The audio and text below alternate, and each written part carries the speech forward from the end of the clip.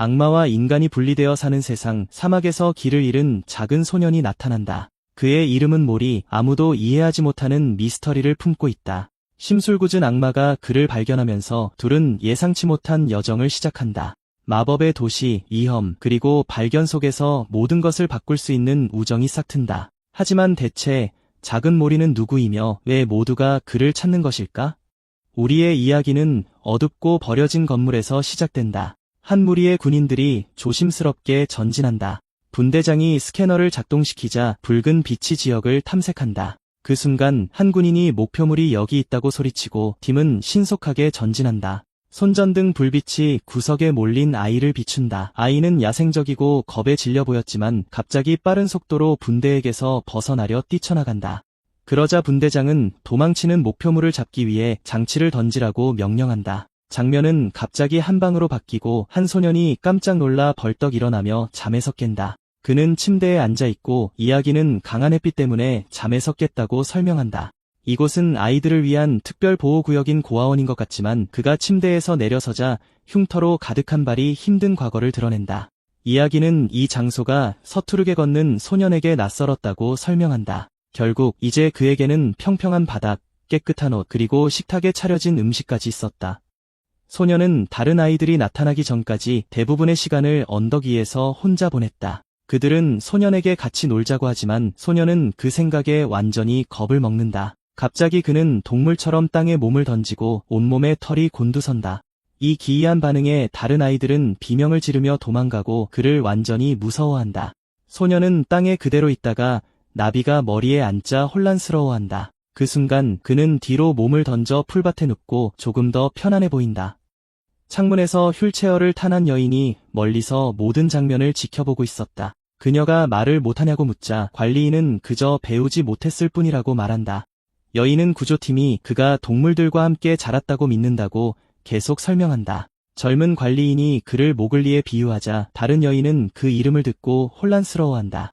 휠체어를 탄 여인은 젊은이들은 그 이야기를 모른다며 웃는다. 그리고 그녀는 그 관리인이 오기 훨씬 이전 시대의 사람이라고 설명한다. 그 순간 고아원 교회 종이 울리기 시작하며 모두를 부른다.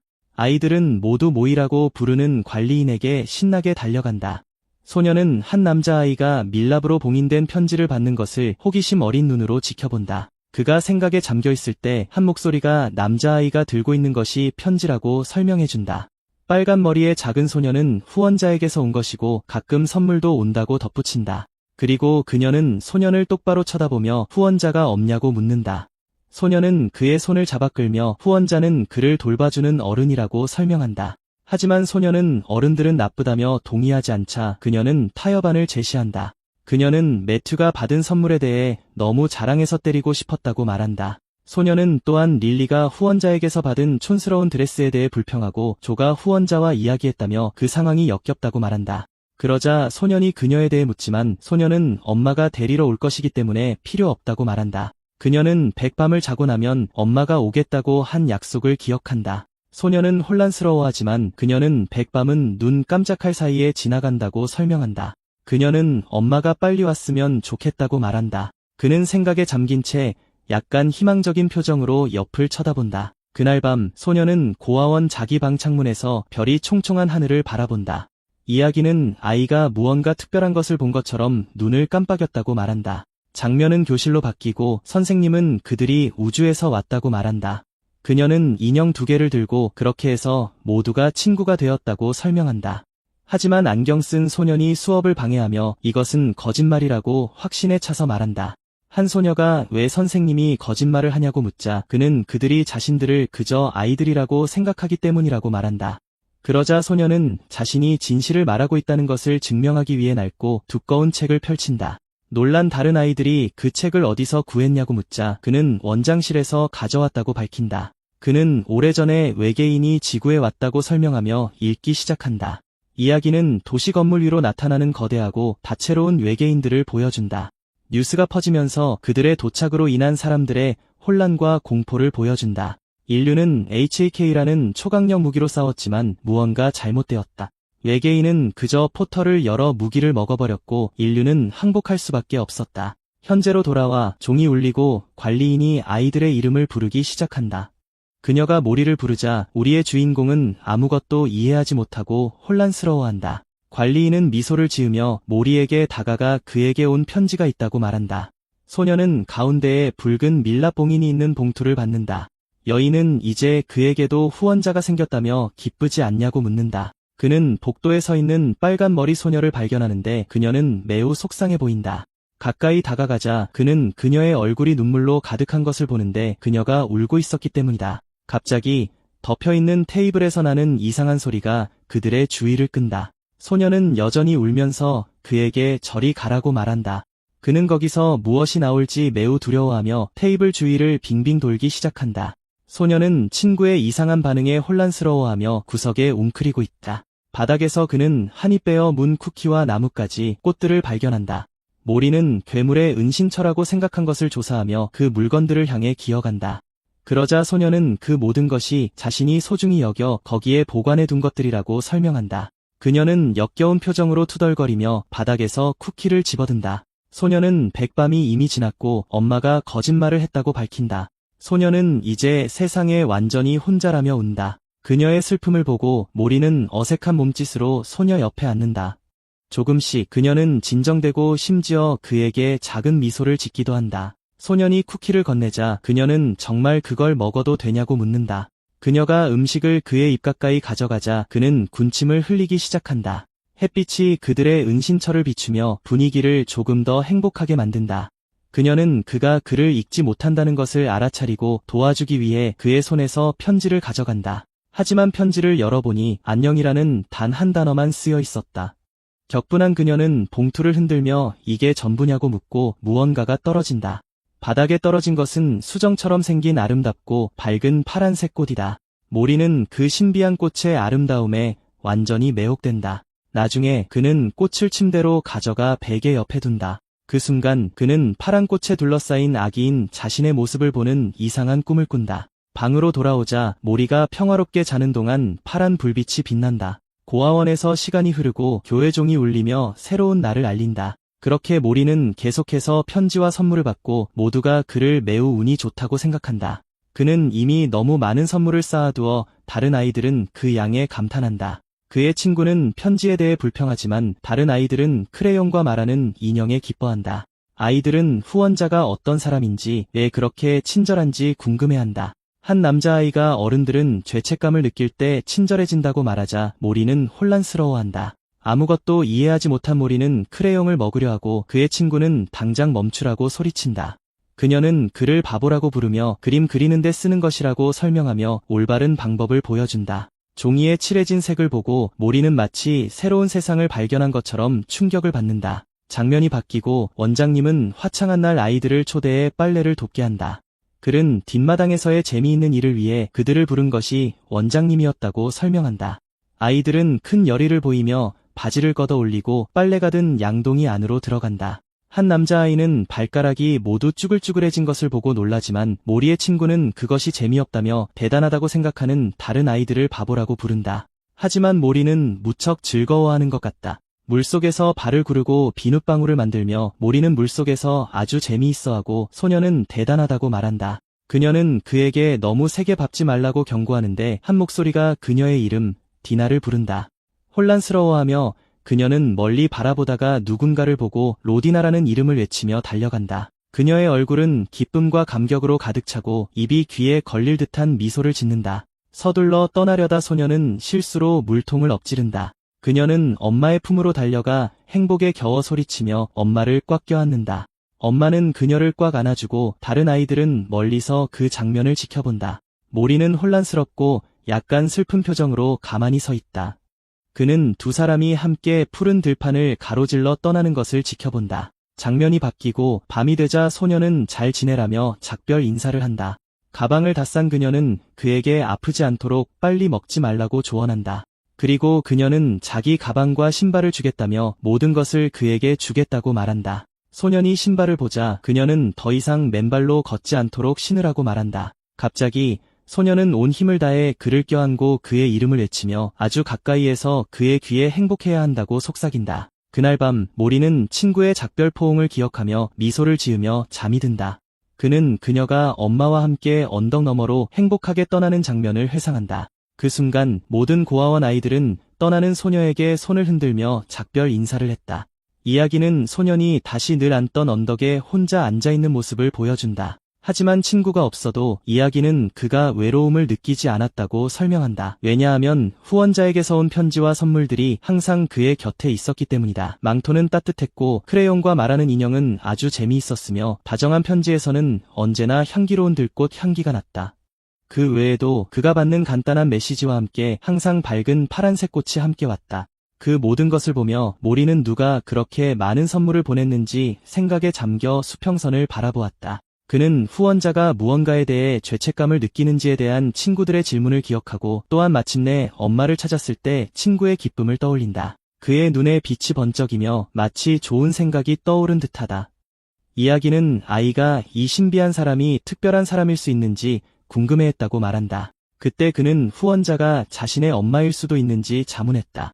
결심한 모리는 친구가 준 가방에 짐을 싸고 모험을 떠날 준비를 한다. 그는 마지막으로 고아원을 한번 보고 하늘을 향해 손을 흔들며 멀리서 작별 인사를 한다. 그리고 그는 발걸음을 내딛고 걷기 시작하여 버려진 철로를 발견한다. 받은 신발을 신고 그는 별이 빛나는 하늘 아래 미지의 길을 떠난다. 이야기는 그가 마침내 엄마를 만나기 위해 긴 여정을 떠난다고 설명한다. 장면이 바뀌고 그는 동물들과 함께 밤을 보낼 헛간을 찾은 것 같다. 그가 깨어났을 때 송아지가 그의 얼굴을 핥고 이야기는 아이가 잠에서 깼다고 말한다. 그가 무심코 올라탄 기차는 이미 그를 엄마를 만나러 가는 긴 여정으로 데려가고 있었다. 기관차는 바위투성이의 끝없는 사막을 달리며 연기를 내뿜는다. 기차가 마침내 멈추자 모리는 내려서고 그의 발은 뜨거운 모래 속으로 가라앉는다. 그는 가만히 서서 기계가 멀어지고 그를 남겨두고 갈 때 기차에 손을 흔든다. 이제 혼자가 된 소녀는 그 거대한 사막 한가운데서 길을 잃고 주위를 둘러본다. 카메라가 뒤로 물러나면서 그가 그 황량한 풍경 속에서 얼마나 작은지를 보여준다. 굳건한 발걸음으로 그는 모래를 헤치며 앞으로 나아가기 시작한다. 모리는 사막을 가로지르는 고독한 여정을 혼자 걷고 있다. 갑자기 모리는 돌이 떨어지는 소리를 듣고 무슨 일인지 보기 위해 숨는다. 그는 무슨 일이 일어나고 있는지 이해하지 못한 채 혼란스러운 표정으로 앞을 바라본다. 멀리서 그는 사막 한가운데서 다가오는 한 무리의 사람들을 발견한다. 그 순간 현상금 사냥꾼처럼 보이는 한 무리의 폭주족이 고속으로 나타난다. 모리는 그 남자들의 무서운 모습에 완전히 겁을 먹는다. 두 번 생각할 것도 없이 그는 돌아서서 최대한 빨리 달리기 시작한다. 그러자 그 무리는 모래를 가로질러 그를 쫓기 시작하며 사방에서 소년을 포위한다. 장면은 흰머리에 심각한 표정을 한 신비한 남자로 전환된다. 그는 오토바이에 탄 채 바위 위에서 모든 추격전을 지켜본다. 산적들이 모리를 둘러싸고 그중 한 명이 소년이 이상하다고 생각하며 저게 뭐냐고 묻는다. 다른 한 명은 너무 작고 이상해서 어떻게 인간일 수 있는지 의문을 제기한다. 부하 중 한 명이 아직 그를 팔 수 있는지 묻지만 다른 사람은 대답하지 않는다. 모리는 땅에 쓰러져 그들에게 잡힌 것에 대한 두려움으로 지치고 땀을 흘리고 있다. 그러자 산적 중 한 명이 그의 작은 조각을 그냥 먹어버릴 수도 있다고 제안한다. 그는 아무도 눈치채지 못할 것이며 작으니까 다리 하나만 떼어낼 수 있다고 말한다. 갑자기 거대한 괴물이 모래 위에 착지하며 그 충격으로 엄청난 먼지 구름을 일으킨다. 그는 산적들을 노려보며 누가 마음대로 소년을 건드려도 된다고 했냐고 묻는다.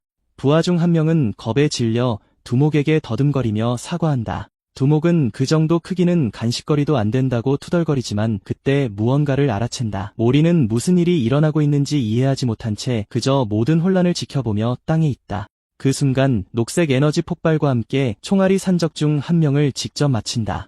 다른 사람들은 빛나는 총알이 대체 어떤 종류인지 궁금해하며 충격에 빠진다. 갑자기 초고도 기술의 오토바이가 지평선에 나타나 고속으로 다가온다. 괴물은 라이더라고 소리치며 부하들에게 당황하지 말라고 말한다. 단 한 명뿐이기 때문이다. 경고에도 불구하고 부하들은 필사적으로 오토바이 운전자에게 총을 쏘기 시작하지만 라이더는 인상적인 기술로 모든 총알을 피하며 맞지 않는다. 그는 오토바이를 조종하여 붉은 레이저로 적들을 맞히며 반격한다. 부하들이 쓰러지는 것을 보고 두목은 격분하여 엄청난 증오심으로 오토바이 운전자를 저주한다. 그리고 그는 전력을 다해 공격할 준비를 하고 라이더를 향해 돌진한다. 분노의 포효와 함께 괴물은 발톱을 뻗어 마지막 일격을 준비하지만 라이더는 오토바이 속도를 높여 매우 위험한 기동으로 공격을 피한다. 괴물의 일격이 땅을 치고 모래와 먼지에 거대한 폭발을 일으킨다. 자신감 있는 미소를 지으며 두목은 싸움에서 이겼다고 생각하며 연기를 지켜보지만 그의 손은 마치 컴퓨터 프로그램이 오작동하는 것처럼 글리치를 일으키기 시작한다. 갑자기 그는 완전히 충격에 빠져 눈을 크게 뜨고 올려다본다. 라이더는 오토바이를 타고 연기 위로 뛰어오르며 놀라운 공중 기동을 선보인다. 그는 에너지 무기를 작동시키고 그것은 매우 강한 파란 빛으로 빛나기 시작한다. 하늘에서 에너지 빔이 발사되어 빛의 고리를 만들며 땅을 강타한다. 모리는 몸을 웅크려 폭발이 일으킨 바람과 먼지로부터 자신을 보호한다. 라이더는 멋진 미끄러짐으로 오토바이를 착지시키며 땅에 에너지 흔적을 남긴다. 먼지가 걷히자 현상금 사냥꾼들이 있던 곳에 거대한 분화구가 드러난다. 오토바이에 앉아 라이더는 그들이 자기 영역에서 또 그런 짓을 했다고 불평한다. 모리는 오토바이 타이어 바로 앞에 서서 겁에 질리고 혼란스러운 표정으로 올려다본다. 신비한 구원자가 돌아서자 그의 노란 눈이 소년을 향해 빛난다. 라이더는 저 작은 아이가 대체 여기서 뭘 하고 있는지 궁금해하며 흥미를 느낀다. 모리는 화난 듯이 라이더를 노려보지만 위험 때문에 두려움에 떤다. 오토바이 운전자는 그의 두려움을 알아차리고 그의 떠다니는 로봇 조수가 옆에 나타난다. 인공지능이 모리를 스캔하여 그가 무서워하고 긴장하고 있음을 보여준다. 라이더가 웅크리자 작은 로봇은 그가 인간 악이라고 설명하고 바이커는 생각에 잠긴다. 갑자기 라이더의 가면이 열리며 악마 같고 미소 짓는 얼굴이 드러난다. 그는 활기차고 쾌활한 목소리로 작은 소년에게 안녕이라고 인사한다. 모리는 말을 잃고 겁에 질린 얼굴에 땀방울이 흘러내린다. 라이더는 걱정하지 말라고 말하며 아야라는 이름의 로봇 친구를 소개한다. 밝은 미소로 그는 길 잃은 소년을 집으로 데려다 주겠다고 제안한다. 모리의 눈은 그의 구원자에 대한 희망과 감탄으로 빛난다. 라이더는 작은 소년에게 자신을 따라오라고 하고 사막을 걷기 시작한다. 모리가 그를 따르자 악마는 도와준 것에 기뻐하며 부드러운 미소를 짓는다. 하지만 혼자 있을 때 라이더는 이제 어떡할지 고민하며 사악한 미소를 드러낸다. 그는 인간을 먹는 것이 불법은 아니지만 사회적으로 금기시된다고 생각한다. 악마는 가격을 계산하며 작더라도 여전히 좋은 돈이 된다고 말한다. 그는 어떤 미치광이가 그를 장난감으로 원할 수도 있기 때문에 동굴에 산채로 팔 생각을 한다.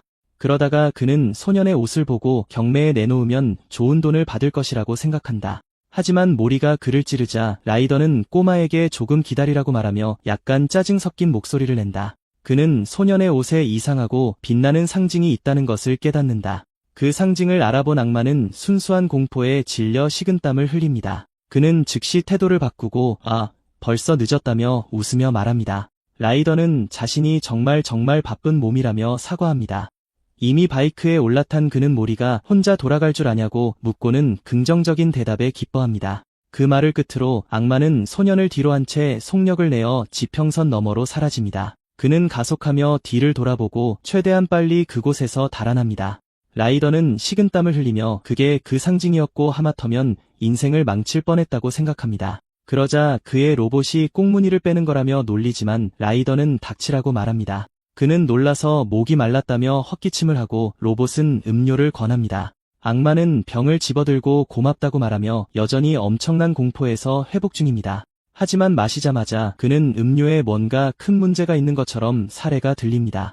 어찌된 일인지 모리가 고속으로 달리는 라이더에게 매달려 악마는 패닉에 빠집니다. 그는 완전히 절망하며 소년이 언제 어떻게 바이크에 탔는지 소리쳐 묻습니다. 라이더는 계속 운전하며 내리라고 소리치지만 소년은 놓지 않습니다. 절망 속에서 그는 바이크의 통제력을 잃고 두른 모래 위로 심하게 구릅니다. 장면이 어두워지고 얼마 후 악마는 약간의 현기증을 느끼며 마침내 눈을 뜹니다. 그는 두통과 함께 깨어나 투덜거리며 땅에 흩어진 여러 장의 종이를 봅니다.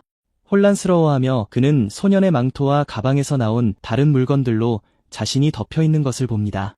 라이더는 오토바이 사고 이후 무슨 일이 있었는지 이해하려 했으며 계속 앉아 있습니다. 그러다 그는 종이 한 장을 집어들고 편지처럼 보이는 이것이 무엇인지 궁금해합니다. 그때 모리가 걱정스럽고 약간 겁먹은 표정으로 종이 뒤에서 나타납니다.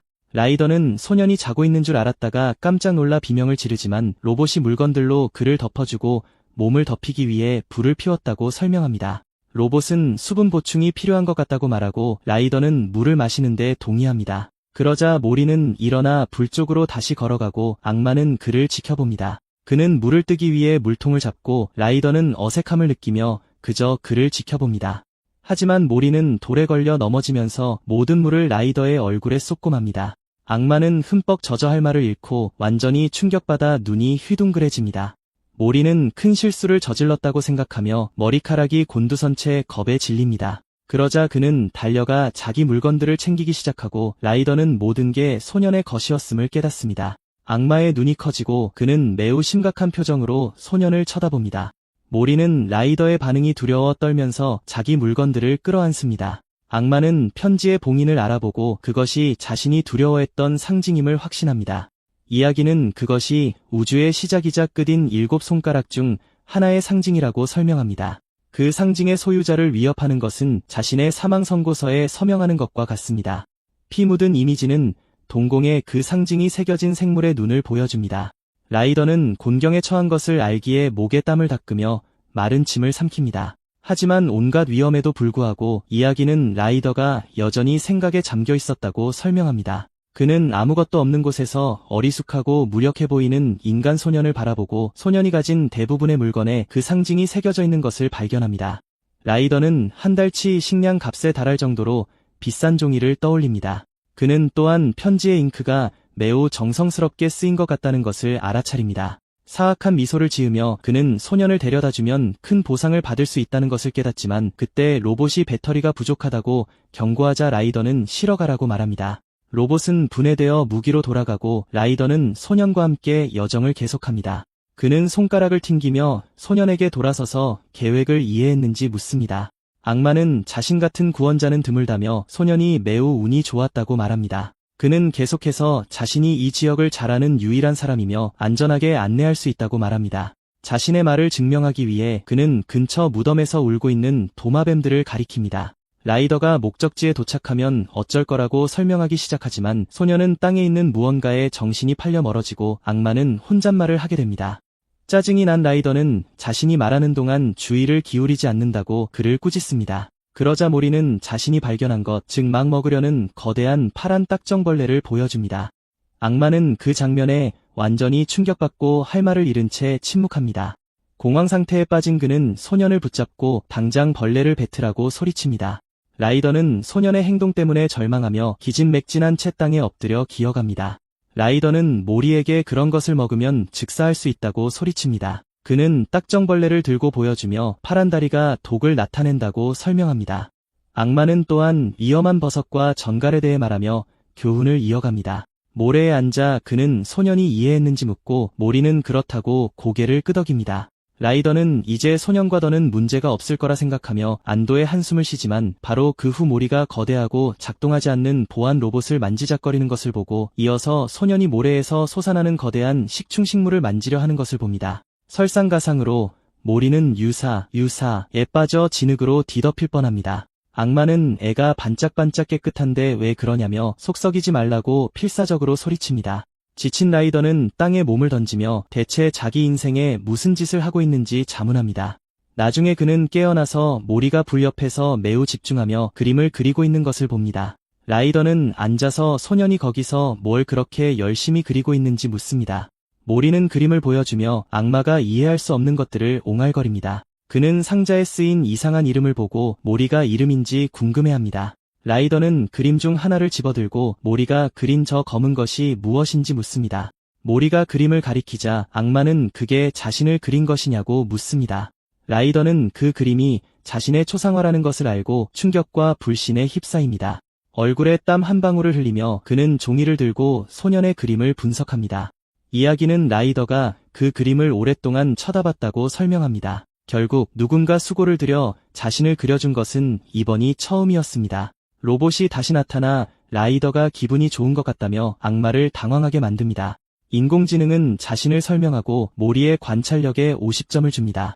라이더는 진지하고 약간 감동한 표정으로 소년에게 돌아섭니다. 그는 소년이 자신을 더 인상적으로 그려야 한다고 말하며 어떻게 하는지 보여줍니다. 장면은 다른 곳에 있는 라이더로 전환됩니다.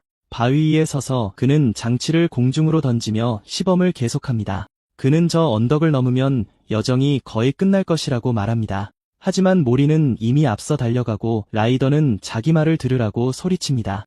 짜증이 난 악마는 서둘러 같이 가지 않으면 두고 가겠다고 위협하지만 무언가 라이더의 주의를 끌고 그는 혼란스러운 표정으로 말을 멈춥니다. 모리는 이상한 생물을 발견하고 라이더는 그것이 야생 동물인지 궁금해합니다. 갑자기 더 큰 짐승이 나타나 작은 생물을 공격하며 모리를 내팽개칩니다. 괴물의 발톱에 불이 붙고 불꽃 공격을 가합니다.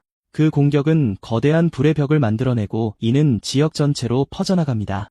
라이더는 그 짐승의 힘에 경외감을 느끼며 입을 벌린 채 충격에 빠집니다. 강렬한 불꽃은 계속 타오르며 사막을 진정한 지옥으로 만듭니다. 무기를 손에 든 채 그는 소년에게 대체 뭘 하고 있냐고 소리칩니다. 그는 불길을 향해 달려가고 그 사이 괴물은 먹잇감을 가지고 달아납니다. 라이더는 불길이 닿기 전에 소년에게 닿으려고 손을 뻗습니다. 장면은 강렬한 붉은색으로 가득 차고 불길 한가운데에 있는 라이더의 실루엣을 보여줍니다. 이야기는 라이더가 일렁이는 불꽃의 공황 상태에 빠졌다고 설명합니다. 결국 아이가 거기에 계속 있으면 흔적도 없이 까맣게 타버릴 것이었습니다. 하지만 바로 그 순간 소년의 망토가 이상하게 펄럭이기 시작했고 그로 인해 주변의 불길이 기적적으로 하나씩 사라졌습니다. 이야기는 그것이 위험으로부터 그를 보호하는 마법 망토와 같았다고 설명합니다. 불이 꺼진 후 모리는 땅에 앉아있고 완전히 다치지 않고 안전합니다. 라이더는 더 큰 생물이 새끼를 돌보는 것을 보고 입을 다물지 못합니다. 그는 소년에게 달려가 모든 일이 있었는데 괜찮냐고 더듬으며 묻습니다. 악마는 지치고 안도하며 무릎을 꿇고 심장마비를 일으킬 뻔했다고 말하지만 갑자기 그는 분노의 찬 표정으로 괴물들을 향해 돌아섭니다. 라이더는 무기를 뽑아 들고 그 생물들을 작은 똥덩어리라고 부르며 저주합니다. 더 큰 짐승은 싸울 준비를 하고 돌아서고 새끼는 그 뒤에 숨지만 모리는 라이더에게 모든 것을 불태운 후 피해자처럼 행동한다고 꾸짖습니다. 그는 작은 괴물도 어린아이라며 그 때문에 바비큐가 될 뻔했다고 소리칩니다. 라이더는 둘 모두에게 무기를 겨누고 이제 도망칠 생각이냐고 묻습니다. 이때 로봇이 다시 나타나 땅 밑에서 무언가 접근하고 있다고 경고합니다. 모래가 떨리기 시작하고 용처럼 생긴 거대한 생물이 땅에서 나타납니다. 거대한 괴물이 솟아오르고 사막의 어둠 속에서 파란 눈이 빛납니다.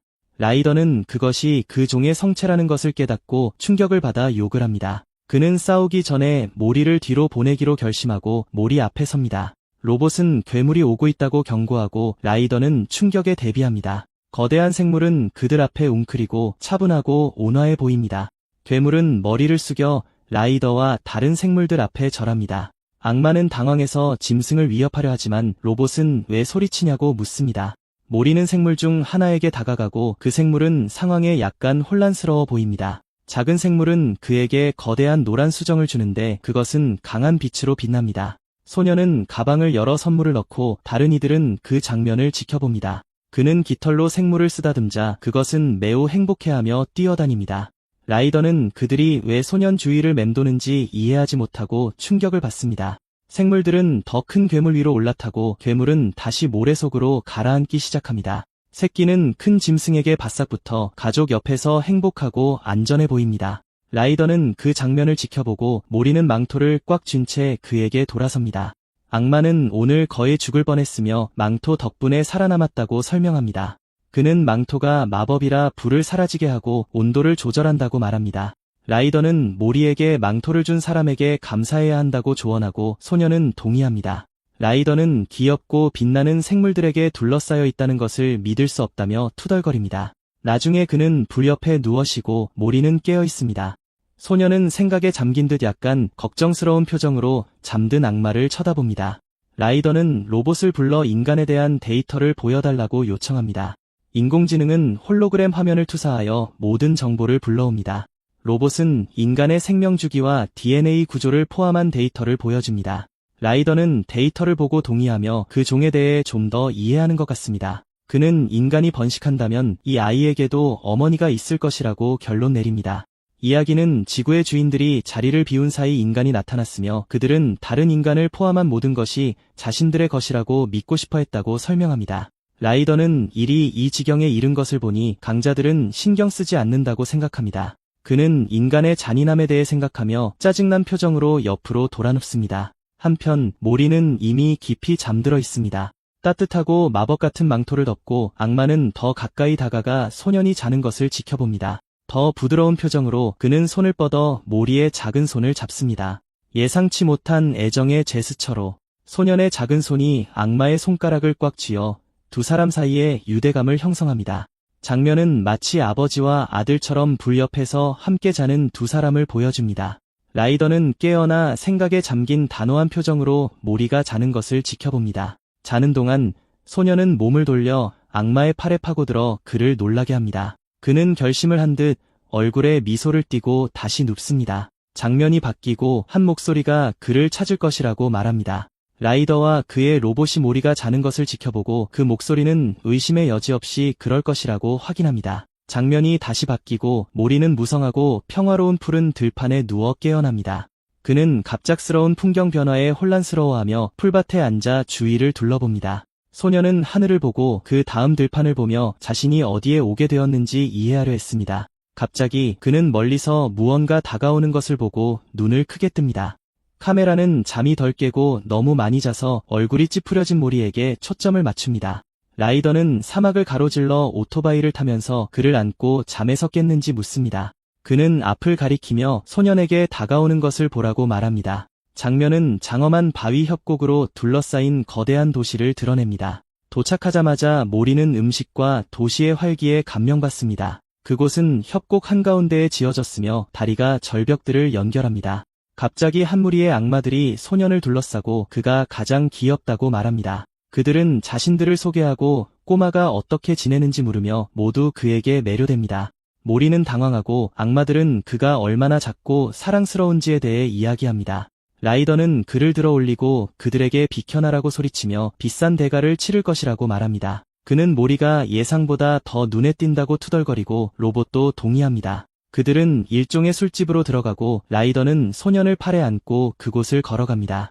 발렌타인이라는 여자가 다가와 라이더에게 무슨 일이냐고 묻습니다. 그녀는 언제부터 인간을 키우기로 했냐고 묻고 라이더는 그가 음식이 아니라고 경고합니다. 악마는 편지를 보여주며 어디선가 그 상징을 본 적이 있는지 묻습니다. 그녀는 그 상징이 지불수단으로 사용되며 그들이 아마 도시에 있을 것이라고 설명합니다. 라이더는 충격을 받고 그들이 어디 있냐고 묻자 발렌타인은 바로 저기라고 말합니다. 여자는 모리의 머리를 쓰다듬으며 자신이 본 남자도 검은 머리였다고 말합니다. 발렌타인은 왜 여기에 왔냐고 묻고 라이더는 50의 숙소를 요청합니다. 두 사람은 가격을 두고 말다툼을 시작하고 라이더는 35면 충분하다고 소리칩니다. 짜증이 난 발렌타인은 일어서서 지난번처럼 다시는 자신을 속이지 못할 것이라고 말합니다. 그녀는 그의 얼굴을 잡고 받아들이거나 말거나 하라며 역제안을 합니다. 패배한 라이더는 돈을 테이블에 던지고 다른 악마들은 웃습니다. 로봇은 배터리를 팔 것을 제안하지만 라이더는 낭비라고 말합니다. 그는 소년의 물건을 팔아 그를 굶게 한다는 생각에 짜증을 냅니다. 모리는 그에게 수정을 건네고 라이더는 발렌타인에게 그것이 얼마인지 묻습니다. 그녀는 그 물건을 알아보고 그것이 토마스 스톤이라고 밝혀 라이더를 놀라게 합니다. 한 번의 터치로 여자는 수정을 쉽게 세 조각으로 부숩니다. 라이더는 그녀가 한 일에 겁에 질려 머리카락이 곤두서지만 그녀는 진정하고 자세히 보라고 말합니다. 수정이 저절로 고쳐지기 때문입니다. 발렌타인은 그것이 저절로 고쳐지고 빛을 먹고 어둠 속에서 빛난다고 설명합니다. 라이더는 비싸냐고 묻지만 그녀는 너무 인기가 많아져서 이제 가치가 없다고 말합니다. 그는 투덜거리며 자신도 그렇게 생각했다며 모리에게 돌을 돌려줍니다. 라이더가 돌을 바닥에 떨어뜨리자 그것은 굴러가 다른 사람 근처에서 멈춥니다. 소녀는 두려움 없이 수정을 주운 사람을 향해 걸어갑니다. 그와 신비한 생물은 동시에 돌을 만져 연결의 순간을 만들어냅니다. 소녀는 자리에 앉고 가면을 쓴 악마는 호기심을 갖고 꼬마를 지켜봅니다. 생물은 무서운 외모를 드러내지만 소년 근처에서는 온화해 보입니다. 눈을 크게 뜬 채 가면 쓴 악마는 소년이 사랑스럽다고 말합니다. 그는 모리와 놀기 시작하며 소년의 후드 리본을 잡아들어 올립니다. 갑자기 생물이 소년을 꽉 잡습니다. 그는 마법 포털을 열고 모리를 안으로 끌어당기며 여러 손이 그를 붙잡습니다. 소년은 눈을 비비고 어둠 속에서 자신을 지켜보는 가면 쓴 악마를 봅니다. 모리는 겁에 질려 겁먹은 얼굴에 땀 한 방울이 흐릅니다. 생물은 그림자 속으로 사라지며 소년을 술집에서 데려갑니다. 남겨진 모리는 어둠 속에서 두려움에 울고 비명을 지르기 시작합니다. 그는 계속 울고 얼굴에 눈물이 흐르며 외롭고 길 잃은 기분을 느낍니다. 라이더는 울음소리를 듣고 충격과 걱정이 뒤섞인 표정으로 돌아섭니다. 라이더는 주위를 둘러보며 다소 걱정하며 모리가 어디로 갔는지 궁금해합니다. 그는 소년의 이름을 외치며 그 아이가 지금 어디로 갔는지 궁금해합니다. 악마 중 하나가 투덜거리는 동안 가면 쓴 생물은 커튼 뒤로 사라집니다. 가면 쓴 악마는 중요한 것을 숨기는 듯 뒤를 돌아봅니다. 라이더는 분노와 절망의 표정을 지으며 벌떡 일어섭니다. 그는 커튼으로 달려가 생물에게 기다리라고 소리치며 도망치는 것을 막으려 합니다. 로봇이 지역을 스캔하기 시작하자 라이더는 잠시 멈추라고 소리칩니다. 그는 손을 뻗어 생명체에게 멈추라고 다시 한번 소리치지만 너무 늦었다. 가면 쓴 악마는 다리에서 뛰어내려 협곡의 어두운 심연 속으로 사라진다. 라이더는 그 생명체의 갑작스러운 탈출에 충격과 혼란에 빠진 채 가장자리에 서 있다. 가면 쓴 악마는 반항적이고 신비로운 시선으로 이를 쳐다본다. 로봇이 그 생명체의 주머니에서 생명체를 감지했다고 말하자 라이더는 분노한다. 그는 로봇에게 날아올라 길을 막으라고 명령하고 작은 로봇은 떠오른다. 라이더는 전속력으로 납치범을 쫓으며 다리를 가로질러 달리기 시작한다. 로봇은 날아다니며 가면 쓴 악마를 가로챌 방법을 찾는다. 로봇은 센서를 녹색으로 빛내며 도시를 스캔하기 시작한다. 슈트가 협곡 전체 구조를 매핑하여 다리와 통로를 보여준다. 홀로그램 화면에 다양한 데이터가 표시되며 장애물과 가능한 경로를 분석한다. 로봇은 추격을 위한 14개의 가능한 경로를 찾았다고 보고한다. 목표물의 속도와 방향을 계산하고 그들이 이 번경로에 있다고 결론 내린다. 인공지능이 길 안내를 시작하고 라이더는 납치범을 쫓아 달려나간다. 로봇이 앞에 계단이 있다고 경고하자 라이더는 재빨리 계단을 내려간다. 한편 가면 쓴 악마는 그를 따돌리기 위해 통들 뒤에 숨는다. 라이더는 굳은 결의를 다지며 어두운 다리를 가로질러 추격을 계속한다. 로봇이 왼쪽 다리로 가라고 안내하자 납치범은 우회한다. 근처에서 한거리 예술가가 자신의 걸작인 모래 자화상을 선보인다. 하지만 라이더는 달려가면서 자기가 무슨 짓을 했는지도 모른 채 조각품을 파괴한다. 예술가는 반년 동안 만든 작품이 순식간에 파괴되는 것을 보고 울기 시작한다. 그때 로봇이 땅에 착륙하며 목표물이 다시 경로를 변경했음을 알린다.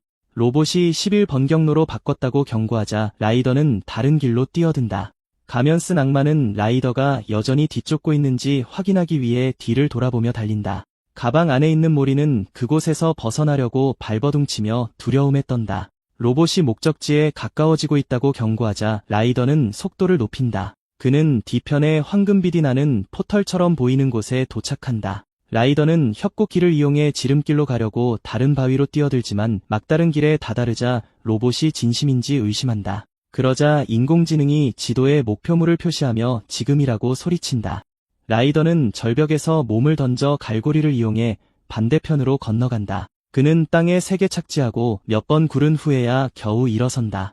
납치범이 돌아보고는 라이더가 자신에게 도달한 것을 보고 충격에 빠진다. 그 생명체는 돌아서서 다시 도망치려 하지만 라이더는 점점 더 가까워진다. 그러자 악마는 하늘에서 자신의 바이크를 소환하고 바이크는 납치범 위로 떨어진다. 바이크가 땅에 착지하고 라이더는 쓰러져 궁지에 몰린 적에게 다가간다. 가면 쓴 악마는 그가 누구이며 왜 그렇게 자신을 쫓는지 묻지만 라이더는 그를 무시하고 모리를 부르며 아이가 들을 수 있는지 묻는다. 가면 쓴 악마가 무언가 중얼거리자 주머니 안에서 희미한 소리가 들려온다. 로봇은 그 목소리를 스캔하며 누구의 소리인지 확인하려고 한다. 98%의 확신으로 모리임을 확인하자 라이더는 분노에 차 소리친다. 그는 그 생명체에게 자신의 인간을 돌려달라고 요구하지만 상대는 모르는 척한다. 납치범은 침착하고 냉정한 목소리로 무슨 말을 하는지 모르겠다고 말한다. 그는 계속해서 이건 자기가 아주 오래전부터 키워온 것이라며 라이더를 도발한다. 로봇이 모리의 공포 수준이 올라가고 있다고 경고하자 라이더는 더욱 격분한다.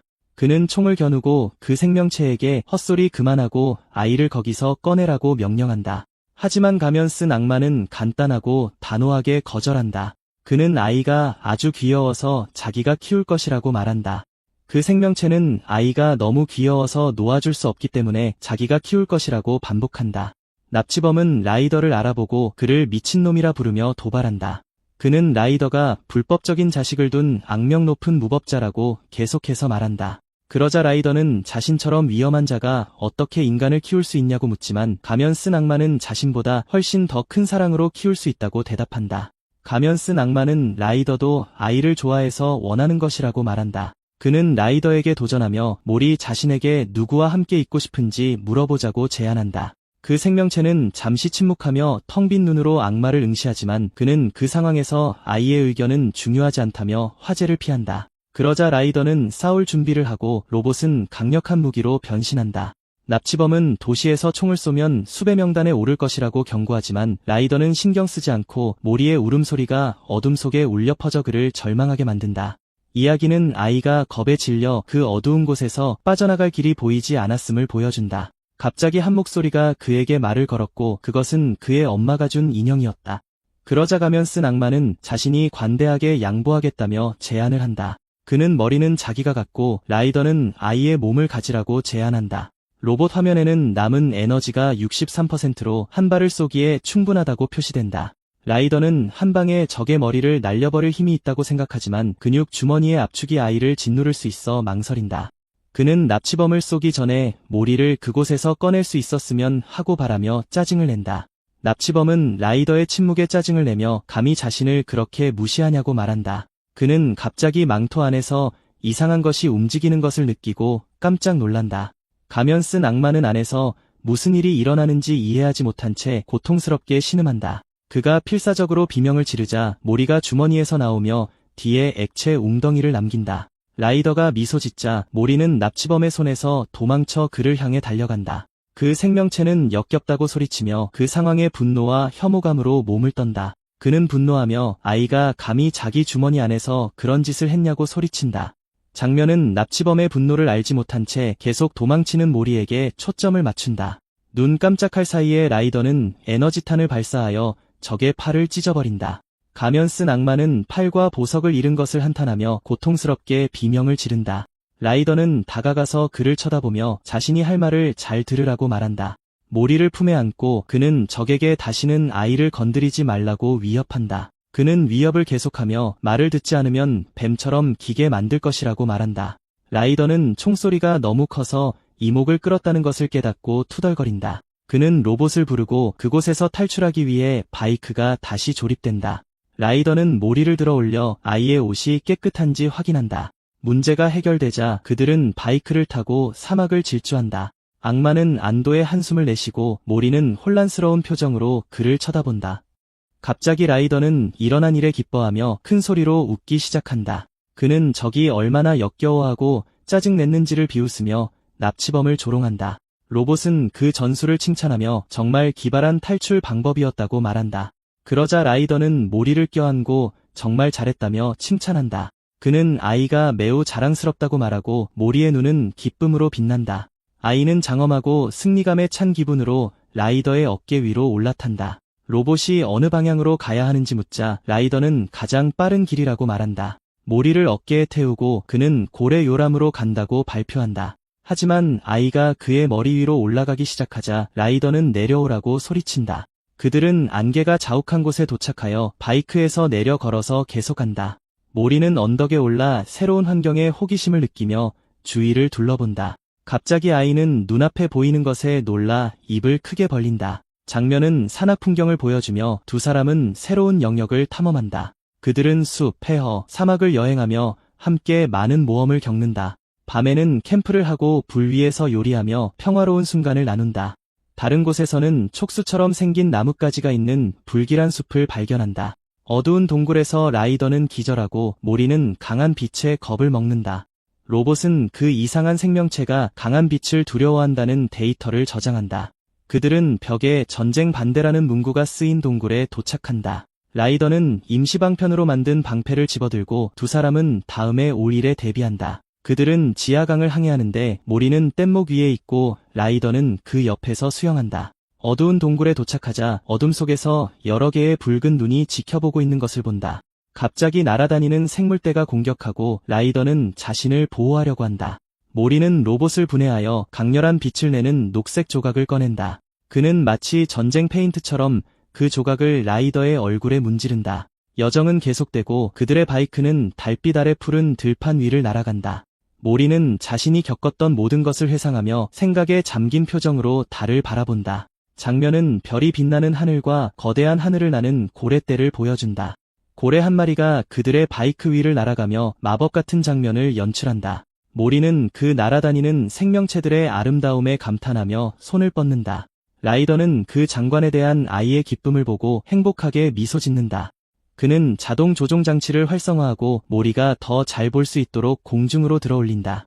아이는 하늘의 별과 고래들에게 닿으려는 듯 손을 뻗는다. 고래 한 마리가 다가오자 모리는 그 웅장함에 입을 크게 벌린다. 아이의 작은 손이 거의 고래의 피부에 닿을 뻔한다. 순수한 마법의 순간 모리의 눈은 별이 빛나는 하늘과 오로라의 빛을 반사하며 빛난다. 고래떼는 별이 빛나는 수평선 너머로 사라지며 여정을 계속한다. 모리는 눈을 감고 다정한 목소리를 기억한다. 기억 속에는 검은 머리의 여인이 사랑으로 아이를 껴안고 있다. 엄마의 목소리가 울려 퍼지고 모리는 사랑받는 느낌에 얼굴에 미소를 띠고 잠든다. 그는 방금 꿈꿈에 혼란스러워하며 라이더의 품에서 놀라 깨어난다. 악마는 그가 깨어난 것을 알아차리고 그를 덕과 가누며 여정을 계속한다. 라이더는 로봇의 운전 솜씨를 탓하지만 아이는 평화롭게 잠들어 있다. 로봇은 조심하고 있었고 자동 조종 장치가 훌륭하다고 말하며 자신을 변호한다. 인공지능이 놀리자 라이더는 자신이 그것을 만들었다는 것을 기억하며 짜증을 낸다. 그들은 눈으로 덮인 곳에 도착하고 라이더는 그것을 분석하기 위해 바이크에서 내린다. 그는 얼어붙은 풍경을 보며 그곳이 전혀 변하지 않았다고 말한다. 로봇은 밤에 생물들이 깨어날 수 있으니 조용히 걷자고 제안한다. 라이더는 모리에게 무언가를 보여주려 하지만 로봇이 안 된다며 그를 막는다. 그러자 인공지능은 마치 중요한 말을 하려는 듯 잠시 멈춘다. 로봇은 아이가 초강력 보호 망토를 가지고 있으니 너무 과하게 장비한 것 아니냐고 묻는다. 라이더는 그를 공처럼 굴리면 재미있을 것이라고 농담하지만 로봇은 그것을 학대라고 부른다. 그는 계속 농담을 하지만 모리는 무슨 일이 일어나고 있는지 이해하지 못해 혼란스러워한다. 장면이 바뀌고 로봇은 눈 덮인 산에 홀로그램을 만든다. 갑자기 로봇이 무언가 빠른 속도로 접근하고 있다고 경고한다. 라이더는 그 속도에 충격을 받는데 로봇은 시속 491km라고 보고한다. 악마는 꼬리를 흔들며 다가오는 위협에 긴장한 채 뒤를 돌아본다. 라이더의 그림자 같은 이미지가 나타나고 그의 꼬리가 위협적으로 흔들린다. 그는 불길한 예감이 든다며 계획을 바꿔 오토바이로 가기로 결정한다. 악마는 오토바이에 올라타 다가오는 위협을 피해 눈속을 질주한다. 로봇은 거리가 줄어들고 있으며 도착까지 2분 남았다고 보고한다. 53초 남았을 때 모리는 두려움과 걱정의 표정으로 뒤를 돌아본다. 로봇이 이미 목표물이 보인다고 경고하자 라이더는 더욱 속도를 낸다. 그는 돌아서서 무기를 준비하며 다가오는 것이 무엇이든 공격할 준비를 한다. 라이더는 자신을 추격하는 적을 맞추기 위해 녹색 에너지 빔을 발사하지만 총알은 보이지 않는 강력한 장벽에 부딪힌 것처럼 공중에서 폭발한다. 악마는 충격에 빠지고 그들 앞에 어두운 에너지의 구체가 형성된다. 눈이 구체 속으로 빨려 들어가기 시작하고 그것은 블랙홀로 변한다. 흰색 오버코트와 검은색 모자를 쓴 신비로운 인물이 눈 속에서 나타난다. 모리는 겁에 질려 순진한 얼굴에 땀방울이 흘러내린다. 그 인물은 눈보라 속에서 위압적이고 이협적인 존재감으로 라이더를 응시한다. 라이더는 블랙홀을 사용할 수 있는 사냥꾼에 대해 들어본 적이 없어 충격을 받는다. 라이더는 겨우 몇 발 쐈다고 그렇게 강한 사람을 고용했다는 것을 믿지 못하며 짜증을 낸다. 신비로운 사냥꾼이 멀리서 지켜보는 동안 라이더는 모리와 함께 오토바이를 타고 도망친다. 악마는 위험으로부터 아이를 보호하기로 결심하고 아이를 꽉 껴안는다. 파란 헬멧을 쓴 생명체가 돌아선다. 침묵과 신비 속에서 장면을 지켜보던 라이더가 로봇에게 이길 확률이 얼마냐고 묻자 로봇은 16%뿐이라고 대답한다. 그는 낮은 확률의 충격을 받지만 로봇은 아직 오차 범위가 있다고 말한다. 악마는 그 확률이 정확하다는 것을 알고 적이 매우 강하다는 것을 인정한다. 그는 아이의 목숨을 위험에 빠뜨리지 않기 위해 정면 대결을 피해야 한다고 결심한다. 이 경우 그는 과감한 조치를 취하고 모든 것을 한 번에 걸어야 한다. 무기를 손에 든 채 그는 뭐 아니면 도라는 각오로 지금이 아니면 안 된다고 외친다. 라이더는 산의 갈고리를 발사하고 그 기세를 이용해 심연을 뛰어넘는다. 오토바이는 사냥꾼을 따돌리기 위한 위험한 기동으로 공중을 날아간다. 적은 그저 멀리서 눈 속에 서서 무언가를 기다리는 듯 지켜본다. 그러자 라이더는 로봇에게 출력 제한 장치를 해제하라고 소리친다. 오토바이 계기판에 경고가 표시되고 로봇은 가속 모드에 접근하고 있다고 보고한다. 계기판에 오토바이가 초고속 모드로 진입하고 있음을 알리는 경고가 나타난다. 로봇이 골절에 주의하라고 경고하고 라이더의 무기는 에너지로 빛난다. 하늘에서 푸른 빗줄기가 내려와 에너지 고리를 만들고 분화구를 연다. 폭발은 산에 여러 개의 구멍을 만들며 강력한 푸른 에너지를 방출한다. 라이더는 적이 반응하고 있다며 뭔가 해볼 수 있겠다고 말하며 환호한다. 모리가 겁에 질린 가운데 바위와 눈사태가 그들을 향해 쏟아지기 시작한다. 거대한 눈사태가 거의 그들을 덮칠 뻔하고 그들은 계속해서 빠른 속도로 도망친다. 악마는 아이를 품에 안고 추격을 피하기 위해 오토바이의 속도를 높인다. 오토바이는 로봇을 앞세워 고속으로 길을 안내하며 눈 속을 날아간다. 라이더는 모리에게 꽉 잡으라고 소리치고 아이는 두려움과 아드레날린의 비명을 지른다. 갑자기 라이더는 놀라움과 걱정스러운 표정으로 돌아선다. 로봇은 바로 앞에 그들의 목표인 얼음다리가 보인다고 경고한다. 라이더는 사냥꾼의 속도를 늦추기 위해 그 방향으로 에너지 빔을 발사한다. 총알이 에너지 길을 열지만 적은 계속해서 다가온다. 그러자 사냥꾼은 반격을 준비하며 푸른 에너지 구체를 만든다. 에너지 구체는 얼음 다리를 향해 움직이며 길을 만든다. 라이더는 어떤 이유에서인지 사냥꾼이 공격할 의사가 없다는 것을 깨닫는다. 그는 다리에 도착할 수 있다면 탈출할 기회가 있을지도 모른다고 생각한다. 악마는 희망과 결의로 빛나는 눈으로 앞을 바라보지만 갑자기 사냥꾼이 오토바이 앞에 나타나 길을 막는다. 라이더는 충격에 빠지고 적은 인상적인 속도로 그를 공격한다. 사냥꾼은 라이더의 목을 잡아 엄청난 힘으로 질식시킨다. 라이더는 벗어나려 하지만 적의 손이 너무 강해 그럴 수 없다. 사냥꾼은 그를 공중으로 들어올려 그의 발이 땅에 닿지 않고 허공에 매달리게 한다. 사냥꾼은 계속해서 라이더를 압박한다. 그 인물은 땅에 웅크리고 겁에 질린 모리에게 다가간다. 사냥꾼은 땅에 있는 무방비 상태의 아이를 잡을 준비를 하며 손을 뻗는다. 모리는 무슨 일이 일어날지 두려워하며 눈물이 가득한 눈으로 그를 쳐다본다. 갑자기 사냥꾼은 무언가를 알아차리고 놀란 표정으로 돌아선다. 라이더는 절벽에서 뛰어내려 강력한 날아차기로 적을 공격한다. 사냥꾼은 간신히 방어하지만 그 충격으로 멀리 날아간다.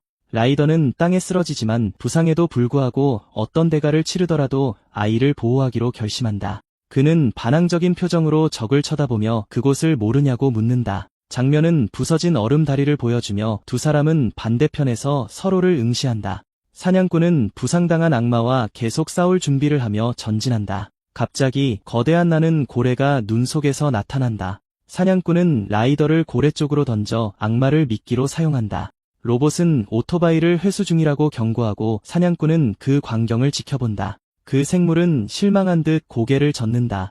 모리는 깨어나 라이더를 부르고 로봇은 걱정하며 그의 곁에 떠 있다. 라이더는 어지러운 채 눈을 뜨고 소동 중에 기절했는지 궁금해한다. 로봇은 공기 부족 때문이었다고 설명하고 라이더는 모리의 안부를 묻는다. 인공지능은 고래를 깨운 것이 좋은 생각이었다며 전략을 칭찬한다. 라이더는 일어서서 혼란스러운 표정으로 주위를 둘러보며 지금 어디에 있는지 묻는다. 그는 심각한 표정으로 풍경을 바라보며 장소를 알아보려고 한다. 장면은 중앙에 거대한 검은 구체가 있는 공중도시를 보여준다. 로봇은 그들이 여정의 최종 목적지인 도시에 도착했다고 보고한다. 모리는 떠있는 그곳의 광경에 감탄하며 도시를 가리킨다. 라이더는 입구로 가야 할지 묻지만 로봇은 변장하라고 조언한다. 그는 변장을 위해 죽은 생물의 머리카락 한 뭉치를 뜯어낸다. 악마는 가짜 머리카락을 조정하며 들키지 않고 도시에 들어갈 준비를 한다. 그는 모리를 부르며 모든 것이 괜찮다고 말하고 임무의 새로운 단계를 시작할 준비를 한다.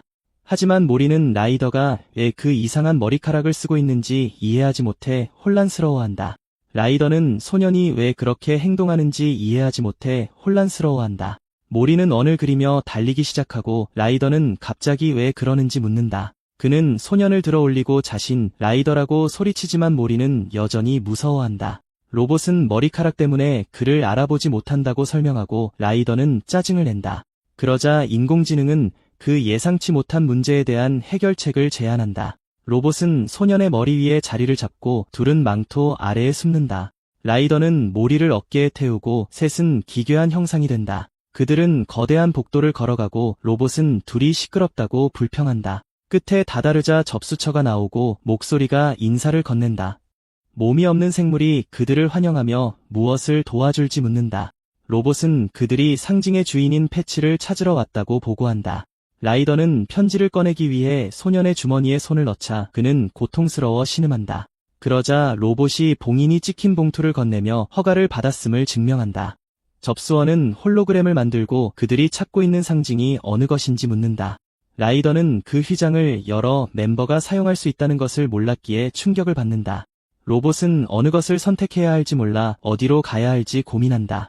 그는 홀로그램을 보며 어느 장소가 맞는 곳인지 확인하려고 한다. 그러자 모리는 가방 안에서 중요한 것을 찾는 것처럼 뒤적인다. 그는 푸른 수정꽃을 꺼내 다소 수줍게 접수원에게 건넨다. 꽃은 푸른 빛을 발하며 특별한 마법의 힘을 지닌 것처럼 보인다. 접수원은 소년이 보여준 물건을 알아본 듯 돌아선다. 그녀는 그 물건을 가지고 갈 수 있는 사람은 단 한 명뿐이라고 말한다. 방 중앙에 포털이 열리며 미지의 장소로 가는 길이 드러난다. 로봇은 저것이 무엇인지 궁금해하고 라이더는 포털 같다고 말한다. 둘은 서로를 쳐다보고 라이더는 손으로 포털을 만지며 그 에너지를 느낀다. 접수원은 걱정하지 말라며 어쨌든 그곳에 도착할 것이라고 말한다. 라이더는 조심스럽게 어두운 장벽을 넘으며 포털로 들어간다. 그들은 어두운 복도를 걸어가다가 터널 끝에서 빛을 발견한다. 장면은 푸른 하늘과 흰 구름이 있는 녹색 들판을 보여준다. 로봇은 와우라고 말하고 라이더는 그곳의 아름다움에 감탄한다. 그들은 들판 한가운데 있는 저택에 도착하고 라이더는 독특한 취향이라고 평한다. 모리는 기대와 호기심으로 빛나는 눈으로 집을 바라본다. 로봇은 모리의 기분이 좋다고 말하고 소녀는 풀밭을 달리기 시작한다. 그들은 저택의 문에 도착하고 라이더는 들어갈 준비를 하며 가짜 머리카락을 벗는다. 그는 로봇과 모리에게 아니 위험할 수 있으니 가까이 있으라고 경고한다. 라이더는 초인종을 찾으려 하지만 문을 열기 위해 어디를 눌러야 할지 모른다.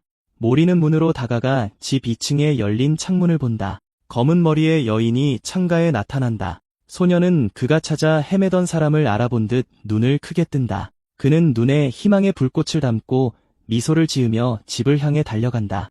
모리는 문살 사이로 빠져나가 정원으로 달려가 라이더를 뒤에 남겨둔다. 악마는 돌아오라고 소리치고 소녀는 열린 창문으로 집 안으로 들어간다. 라이더는 당황해서 문을 열라고 소리치며 문을 흔들기 시작한다. 모리는 나무 바닥에 착지하고 햇빛이 비치는 긴 복도에 있는 자신을 발견한다. 그는 복도를 걸어가고 끝에 있는 문이 열리며 안의 모습이 드러난다. 모리는 방으로 들어가면서 기대로 빛나는 눈으로 앞을 바라본다. 갑자기 어떤 생물이 나타나 그를 본다. 그 이상한 생물도 방문에 당황한 듯 누구냐고 묻는다. 소녀는 땀을 한 방울 흘리고 생물은 어떻게 들어왔는지 묻는다. 그들은 서로에게 놀라고 생물이 손님을 예상하지 못했다고 말하자 모리는 숨는다. 소녀는 그때 푸른 꽃의 향기를 기억해내고 이는 그에게 특별한 감정을 느끼게 한다.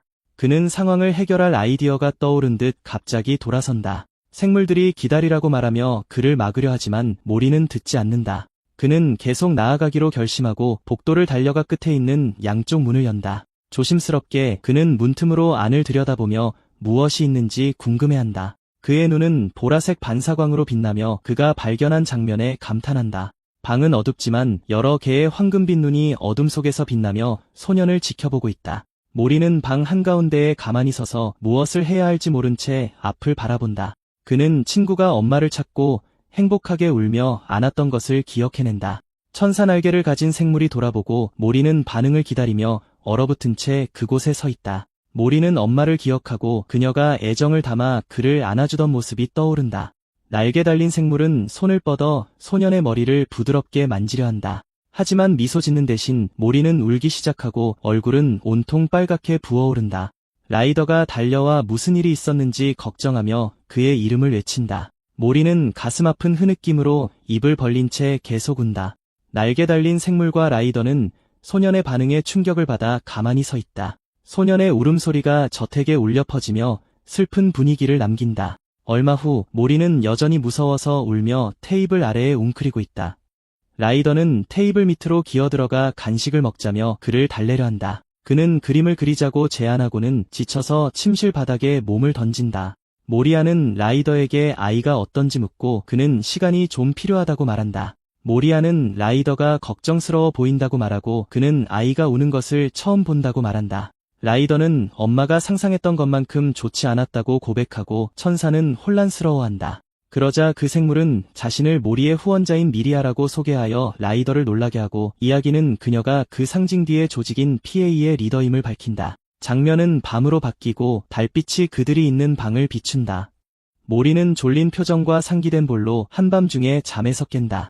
그는 침대에 앉아 라이더가 깊이 잠든 동안 로봇이 충전하는 것을 본다.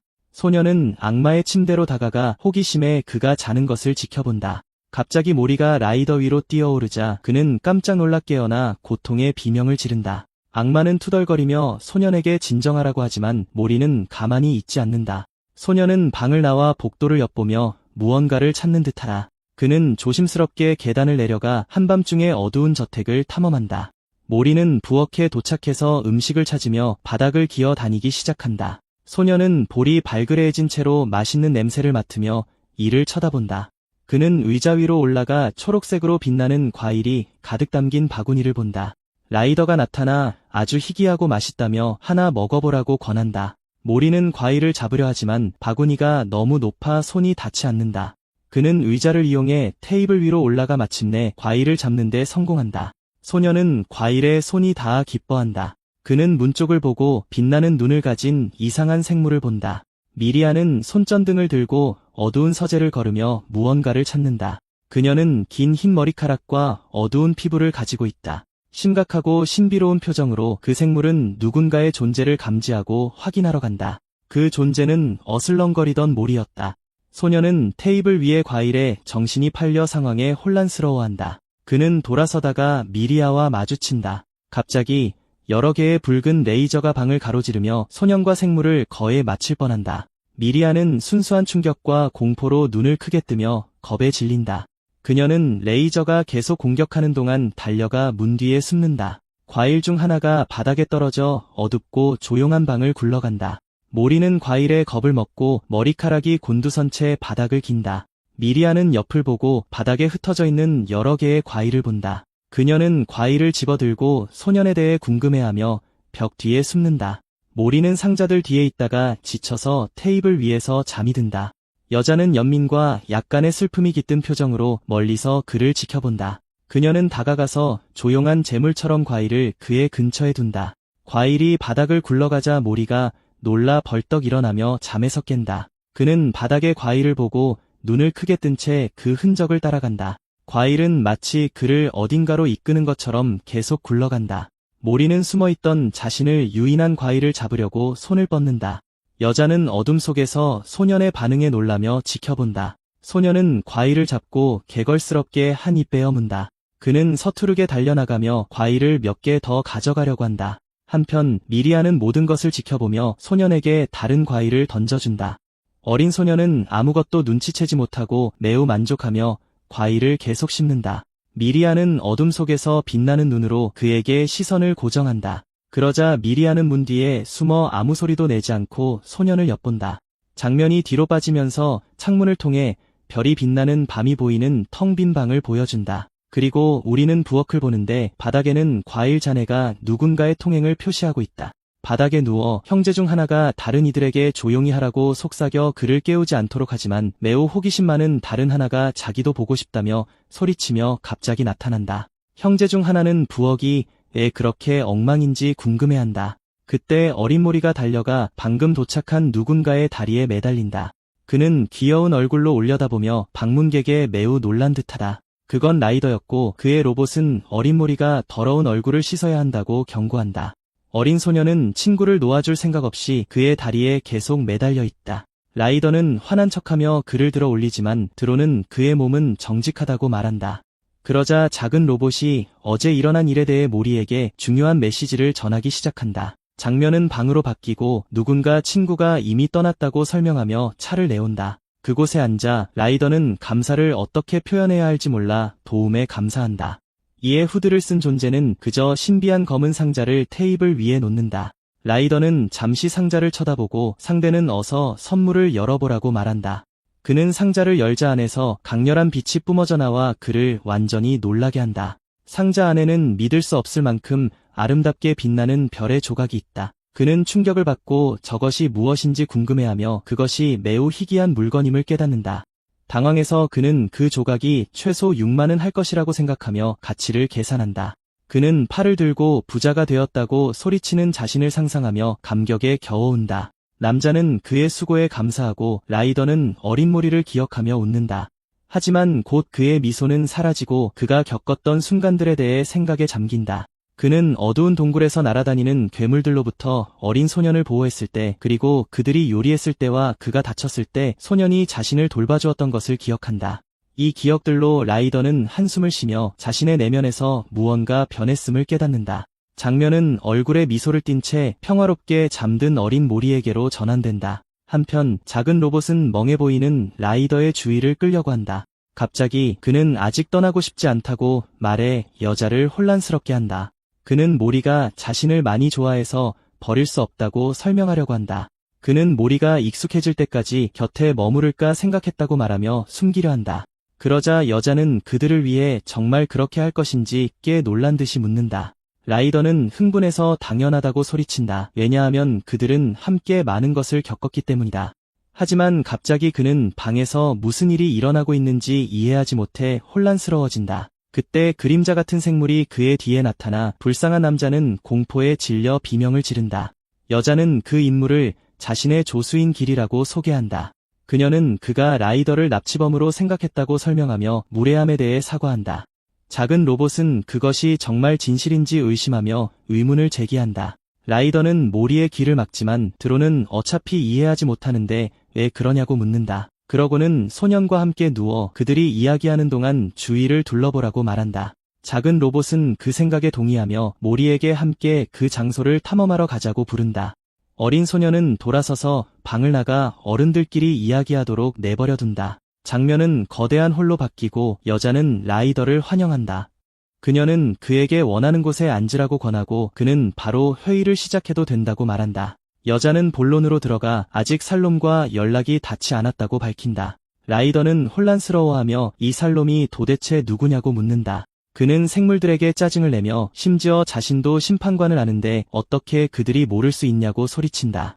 나레이션은 심판관이 이 땅의 주인이자 7개의 위대한 힘을 소유하고 있다고 설명한다. 그러자 여자는 살롬이 사실 그 7 강력한 존재 중 하나라고 밝힌다. 그녀는 또한 진리의 블랙홀 능력이 그에게서 받은 선물이라고 말한다. 에너지 지도가 바닥에 나타나 살롬에게 속한 광대한 영토를 보여준다. 손가락이 지도를 가리키며 모리의 은신처가 숫바로 한가운데에 있었음을 나타낸다. 그의 구역 안에 있었기 때문에 그들은 들어가기 위해 허가가 필요했지만 얻을 수 없었다. 그녀는 또한 모리에 대한 소식을 받지 못해 행동하는데 오래 걸렸다고 설명하지만 생물 중 하나는 살롬이 그저 매우 바쁜 사람일 뿐 심각한 것은 아니라고 말한다. 여자는 진지한 자세를 유지하며 계속 메시지를 보내려고 노력할 것이라고 경고한다. 그녀는 라이더에게 그와 연락이 닿을 때까지 모리와 함께 있어 달라고 부탁하고 그는 즉시 동의한다. 하지만 생물 중 하나가 다가와 진짜 회의가 지금 시작되는지 묻는다. 라이더는 진짜 회의에 대한 이야기가 이해되지 않아 소름이 돋는다. 그때 존재 중 하나가 장난감 식기가 담긴 작은 쟁반을 가져온다. 그는 작은 포크를 잡고 그 기괴한 상황에 완전히 혼란스러워한다. 그러자 그는 저게 뭐냐고 묻고 생물은 그것이 모리를 위해 만들어진 식기라고 설명한다. 라이더는 너무 작다고 소리치며 짜증을 내지만 상대는 모리가 작다고 말한다. 생물은 다른 여러 물건도 만들었다고 말하며 모두를 불러 보여주면서 자신을 변호한다. 그들은 거대한 침대를 선보이며 그 아래에 있는 것을 좋아하는 모리에게 완벽하다고 말한다. 그들 중 둘이 흥분해서 다가와 창작물에 대해 어떻게 생각하는지 묻는다. 라이더는 이 사람들이 정말 열정적이라고 속으로 생각하며 작게 웃는다.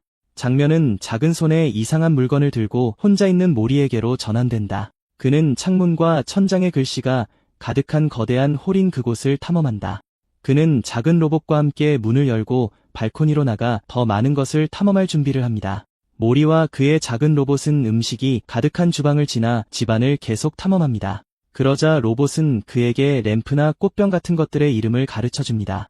그러자 어린 모리는 그곳의 모든 세부 사항을 알고 싶어하며 모든 것을 계속 가리킵니다. 작은 로봇은 그 장면에 혼란스러워하지만 이내 주변 환경 전체를 스캔하기 시작합니다. 그는 남은 재료가 있다고 경고하고 모리는 더 잘 보기 위해 의자 위로 올라갑니다. 어린 소녀는 테이블 위로 올라가 이상한 스케치를 발견하지만 그것이 무엇인지 이해하지 못합니다. 그러자 로봇은 그것이 손으로 만든 것 같다고 설명하고 모리는 더욱 호기심을 갖게 됩니다. 그는 모리의 담요에 대해 이야기하고 있다고 분명히 말하고 소녀는 매우 놀랍니다. 소녀는 자신의 망토를 보며 그 그림들이 무엇을 의미하는지 이해하기 시작합니다. 그것들은 그의 담요 디자인이었고 그는 자신을 위해 그것을 만들어준 누군가의 이미지를 봅니다. 우리는 담요에 대한 새로운 발견으로 빛나는 모리의 눈을 클로즈업해서 봅니다. 그 순간 생명체 중 하나가 그를 발견하고 정말 그 유명한 소년모리가 맞는지 묻습니다. 그녀는 그가 안전해서 매우 기쁘다고 말합니다. 미리아가 떠나는 것을 막는 것이 힘들었기 때문입니다. 그 생명체는 그들이 무엇을 하고 있는지 묻고 드론은 저택을 탐험하고 있었다고 대답합니다. 로봇은 그 집이 이상하다고 생각하지만 그녀는 미리아 아가씨가 모든 것을 혼자 지었다고 설명합니다.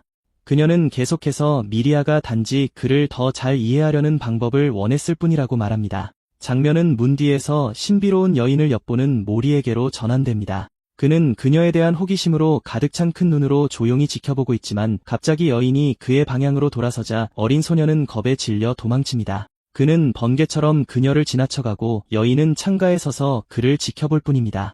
여인은 그 상황에 약간 당황하고 라이더는 멀리서 모든 것을 지켜봅니다. 그는 두 사람 사이의 어색한 분위기를 해결할 방법을 찾으려 골똘히 생각합니다. 장면은 저택으로 바뀌고 그들 앞에는 긴 여정이 남아있음을 보여줍니다. 그러자 라이더는 일단 친구가 되는 것이 좋겠다는 생각을 합니다. 여인은 동의하지만 드론은 라이더에게 좋은 생각이 있는지 묻습니다. 갑자기 전구에 불이 켜지고 생명체 중 하나가 기발한 계획을 가지고 나타납니다. 그리하여 모리와의 우정 작전이 시작되고 첫 번째 단계는 간식을 사용하는 것입니다. 여인은 모리를 부르며 쿠키를 주면서 다가가려고 합니다. 하지만 다른 생명체들이 먼저 도착해 이미 소년에게 쿠키와 애정을 듬뿍 줍니다. 라이더는 쿠키를 먹으며 이건 쉽다고 말하고 계획의 다음 단계를 발표합니다. 계획의 두 번째 단계는 소년이 가장 좋아하는 물건에 관심을 보이는 것입니다. 그러자 여인은 그 생각이 완벽하다고 생각하며 모리의 물건들로 자신을 장식합니다. 라이더는 그녀에게 그 근처를 걸으라고 말하고 드론은 소년의 그림 중 하나를 발견합니다. 그녀는 쿠키를 먹고 있는 모리 옆을 걷고 그는 그녀의 옷에 있는 물건들을 알아챕니다. 소년은 겁에 질리고 그녀는 사과하며 가져간 것을 돌려주겠다고 말합니다. 세 번째 아이디어는 친숙한 모습을 이용하는 것이고 라이더는 깊은 인상을 주기 위해 자신의 오토바이에 기대를 겁니다. 그는 로봇에게 오토바이를 가져오라고 요청하고 작은 기계는 즉시 차량을 실체화합니다. 라이더는 그녀에게 꽉 잡고 버튼을 누르라고 말하며 타는 법을 가르쳐주지만 오토바이는 전속력으로 튀어나가 미리아를 태우고 가버리고 생명체들은 절망에 빠집니다. 계획은 다시 틀어지고 모리는 이제 다음 계획으로 넘어가면서 로봇을 조종합니다. 네 번째 도전이 시작됩니다. 그들은 어떻게 친구가 되었는지 재현해야 하지만 혼란스러워 보입니다. 그러자 두 사람은 재현을 준비합니다. 한 명은 악당이 되고 다른 한 명은 소년을 구합니다. 어린 모리가 혼자 앉아있는데 갑자기 그의 앞에 사악한 형체가 나타납니다. 장면이 펼쳐지는 것을 보고 악마는 행동할 때가 왔다고 경고합니다. 그 순간 즉석 영웅이 악당을 겁주기 위해 모리의 이름을 외치며 방으로 뛰어듭니다. 하지만 계획은 틀어집니다. 소년이 이미 혼자서 적을 쓰러뜨려 모두를 충격에 빠뜨렸기 때문입니다. 악당은 하브이가 단지 위협일 뿐이었다고 불평하며 짜증을 내며 일어섭니다. 몇 번의 실패한 시도 끝에 장면은 어둡고 비 오는 밤으로 바뀝니다. 이제 어린 소년은 이미 침대에 누워 깊고 평화롭게 잠들어 있습니다. 그는 바쁜 하루를 보낸 후 조용히 쉬며 아주 깊은 잠에 빠진 것 같습니다. 갑자기 그는 군인들과 불안한 환상이 나오는 악몽을 꾸기 시작합니다. 소년은 식은땀을 흘리며 순수한 공포에 질려 눈을 크게 뜬 채 벌떡 일어납니다. 그는 여전히 두려움에 떨며 어두운 방을 둘러보고 있습니다. 강한 번개가 방을 비추고 밖에서 무언가 깨지는 큰 소리가 이어집니다. 몹시 겁에 질린 소년은 침대에서 나와 그 소리의 근원을 조사하러 갑니다. 한편 다른 방에서는 라이더가 홀로그램 패널 작업을 하며 매우 집중하고 있습니다. 어린 소년은 오래된 시계와 창문을 지나 어두운 복도를 혼자 걸어갑니다. 그는 안전함을 느끼기 위해 자신의 몸을 껴안으며 두려움에 몸을 웅크리고 떱니다. 그때 그는 반쯤 열린 문에서 나오는 빛을 보고 조심스럽게 엿보기로 결심합니다. 안에서 그는 미리아가 벽난로 앞 흔들의자에서 쉬고 있는 것을 발견합니다. 여인은 평온한 미소를 띤 채 불의 온기를 즐기며 매우 차분해 보입니다. 어린 소녀는 책장 뒤에 숨어 바닥에 흩어져 있는 책들을 관찰합니다. 그는 아동 관찰에 관한 책을 발견하지만 자신이 읽는 내용을 전혀 이해하지 못합니다. 소녀는 매우 조심스럽게 의자 뒤에서 아주 천천히 걸으며 다가가기로 결심하지만 갑자기 겁에 질려 완전히 마비되고 마침내 미리아의 무릎 위에 앉게 됩니다. 그녀의 무릎 위에서 소녀는 여전히 약간 무서워했습니다. 미리아가 그를 껴안자 그의 두려움은 조금씩 사라지기 시작합니다. 이제 진정된 모리는 호기심 가득한 큰 눈으로 이를 쳐다봅니다. 그러자 소녀는 친숙하고 편안한 향기를 느끼며 그녀의 무릎에 파고듭니다. 미리아는 계속 잠을 잤습니다.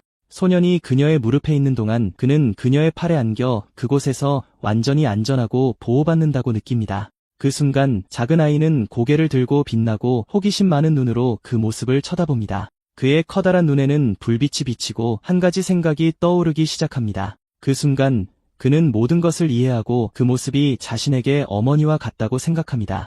벽난로 소리가 편안한 환경을 따뜻하게 해주며 시간은 조용히 흘러갑니다. 갑자기 여인이 깜짝 놀라 깨어나 자신이 잠들어 버렸다는 것을 깨닫습니다. 그녀는 이미 늦었으니 곧 자기 방으로 돌아가야 한다고 생각합니다. 하지만 아래를 내려다보았을 때 그녀는 어린 소년이 자기 무릎에서 잠든 것을 보고 충격을 받습니다. 그녀는 모리가 왜 그리고 언제부터 거기에 있었는지 궁금해하며 공황 상태에 빠집니다.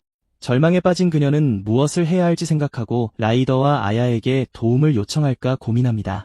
하지만 소년이 움직이자 그녀는 그를 깨우지 않기 위해 조용히 있기로 결심합니다. 소년이 부드럽게 코를 고는 것을 보자 그녀의 표정은 평온해지고 그가 자는 것을 지켜봅니다. 그러자 여인은 당분간 그를 돌보기로 결심하고 부드럽게 그를 껴안습니다. 그녀는 흔들의자에 앉아 불 옆에서 어린 소년이 자는 것을 지켜봅니다. 장면은 다음 날로 바뀌고 라이더가 일어나 큰 하품을 합니다. 작은 부유 로봇이 그의 일에 대해 축하하지만 예상보다 오래 걸렸다고 경고합니다. 그 순간 과부하 경고가 나타나고 라이더는 얼마 전에 시스템에 무리를 줬던 것을 기억합니다. 그래서 그는 당분간 무리하지 않기로 결심하고 로봇은 그의 명령에 동의합니다. 갑자기 여러 사람이 나타나 라이더에게 활기차게 좋은 아침 인사를 건넵니다. 그는 따뜻한 환대에 약간 당황하며 어떻게 반응해야 할지 몰라 합니다. 하녀 중 한 명이 그가 일찍 일어난 것을 이상하게 여기며 잘 잤는지 묻습니다. 그 순간 우편물이 도착했다는 알림이 뜨고 라이더는 생각에 잠깁니다. 또 다른 하녀가 통을 들고 나타나는데 그 일을 매우 기뻐하는 듯 보입니다. 라이더는 우편물을 가져오겠다고 제안하고 하녀는 그의 도움에 감사해야 합니다. 그는 그들에게 물건을 미리아에게 가져다 달라고 부탁하고 현관문으로 달려갑니다. 그곳에 도착한 그는 봉투를 잡고 여러 생명체가 그려진 위험 포스터를 봅니다. 로봇은 이상한 소리가 났음에도 불구하고 인쇄가 잘 나왔다고 말합니다. 그 순간 여인이 갑자기 라이더를 부르며 나타나고 그는 이상한 반응을 보입니다. 라이더는 미리아에게 오늘 기분이 좋아 보인다고 어색하게 인사합니다. 그는 그녀가 바쁠지 묻지만 미리아는 시간이 많다고 대답합니다. 신이 난 그는 모리의 옷에 도움이 필요하기 때문에 잘 됐다고 말합니다. 하지만 그때 그는 중요한 세부 사항을 기억해냅니다. 그는 이제 수배자가 되었습니다.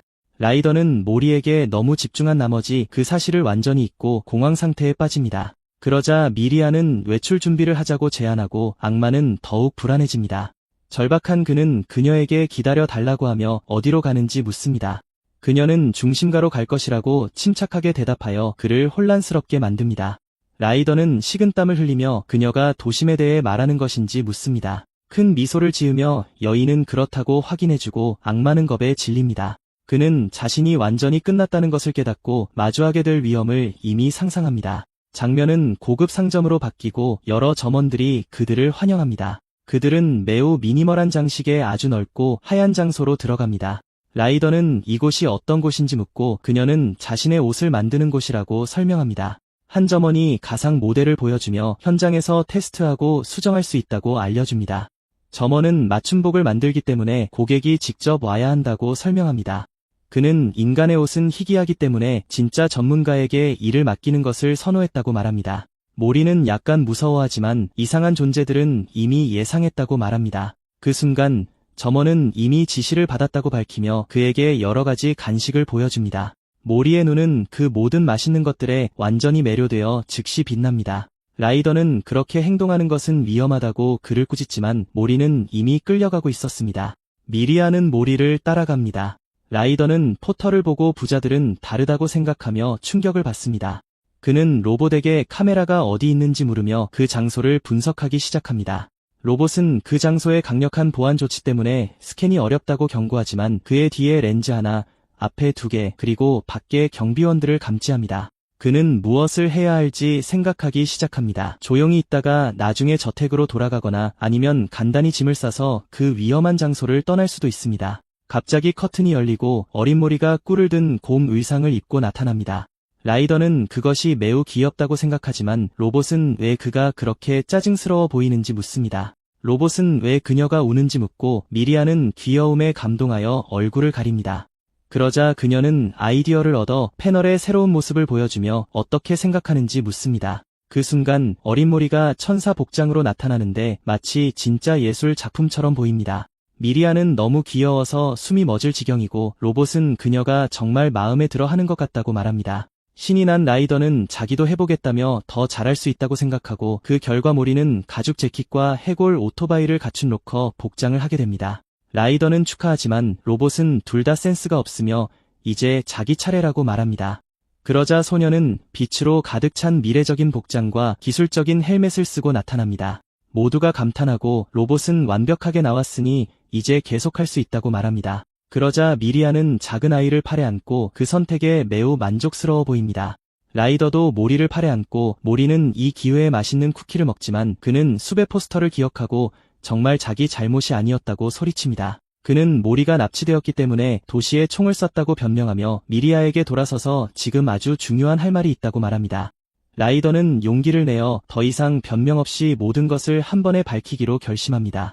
그는 납치범이 자기처럼 위험한 사람이 어떻게 인간을 키울 수 있는지 물었던 것을 기억합니다. 그 질문은 그를 매우 심각하고 약간 흔들리는 표정으로 생각에 잠기게 했습니다. 갑자기 한 목소리가 안내자들이 출구를 찾는데 도움을 줄 것이라고 경고합니다. 그러자 라이더는 자신이 저택에서 쫓겨나고 있다는 것을 깨닫고 식은땀을 흘리기 시작하며 미리아와 모리의 가방을 아무 반응 없이 쳐다봅니다. 라이더는 화제를 바꾸려 그녀가 모리에게 쓴 편지에 대해 물으며 그것이 무슨 의미인지 알고 싶어합니다. 그러자 미리아는 심각한 자세로 그에게 돌아서며 대답을 생각하는 듯 보입니다. 그녀는 그에게 사진 한 장을 건네고 라이더는 그 제스처에 완전히 혼란스러워합니다. 그는 사진을 보고 푸른 하늘이 있는 녹색 들판과 언덕 위의 작은 무언가만 봅니다. 미리는 사진 속의 것이 모리라고 설명하고 라이더는 그 사실에 충격을 받습니다.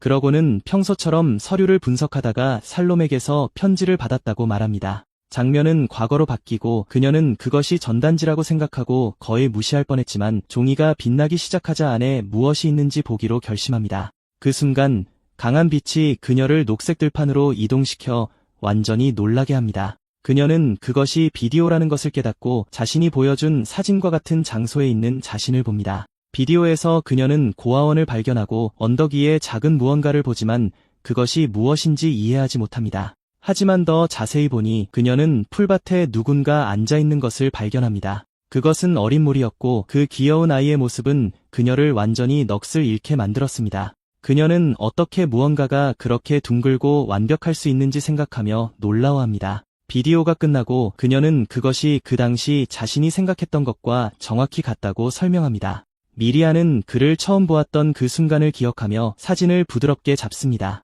작은 미소를 지으며 그녀는 그에게 돌아서서 모든 것이 어떻게 시작되었는지 이야기를 마칩니다. 그녀는 모리가 카메라를 무서워해서 멀리서 촬영했고 개미를 보고 있었다고 설명합니다. 라이더는 이야기가 좀 지루하지 않냐고 묻지만 그녀는 아니라고 말해 그를 당황하게 만듭니다. 그는 잠시 침묵하며 이것이 그들에게 좋은 시작이라고 생각합니다. 그는 자신을 다른 사람과 비교하며 투덜거리지만 문장을 끝맺지 못합니다. 장면은 상점으로 돌아오고 한 점원이 모리의 바지에 쓸 원단 종류를 제안합니다. 갑자기 불이 꺼지고 미리는 사과하며 지금 다시 켜겠다고 말합니다. 그 순간 매우 강한 빛이 모리의 얼굴을 비추고 그는 완전히 마비됩니다. 그의 눈은 공포에 질려 커지고 겁에 질린 얼굴에는 땀이 흘러내립니다. 그는 무서운 조각상들로 둘러싸인 천장의 거대한 빛의 고리를 쳐다봅니다. 소녀는 마치 매우 깊은 트라우마를 다시 겪는 것처럼 겁에 질립니다. 두 번 생각할 것도 없이 그는 돌아서서 그곳에서 벗어나기 위해 필사적으로 뛰기 시작합니다. 그는 가능한 한 빨리 그 장소를 탈출하려고 출구를 향해 달려갑니다. 라이더와 미리아는 무슨 일이 일어나고 있는지 전혀 모르고 소년의 반응에 완전히 놀랍니다. 작은 아이는 뒤도 돌아보지 않고 키가 크고 그림자 같은 인물을 지나쳐 달려갑니다. 하지만 서두르다가 심하게 넘어져 돌바닥에 세게 부딪힙니다. 땅에 쓰러진 채 그는 순수한 공포의 표정으로 이를 쳐다봅니다. 그 형체가 드러나는데 그것은 램프 머리를 한 점원 중 한 명일 뿐이었습니다. 그 장면을 본 라이더는 상황에 절망하며 모리의 이름을 외치며 달려갑니다.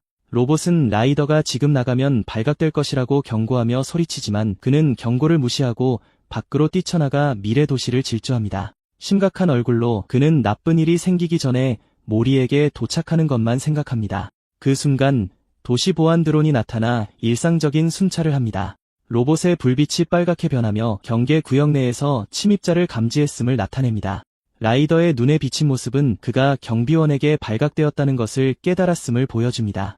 갑자기 마리아가 뒤에서 그를 잡고 놀라운 힘으로 그를 끌어당깁니다. 그녀는 그를 잡고 손을 뻗어 어떤 힘을 사용하는 것처럼 보입니다. 장면은 우주 공간으로 바뀌고 모리는 마법 같은 푸른 꽃들 사이를 떠다닙니다. 가게로 돌아와 라이더가 모리의 이름을 외치자 마침내 모리가 무아지경에서 깨어납니다. 걱정하며 그들은 그가 괜찮은지 넘어지면서 어디 다치지 않았는지 묻습니다.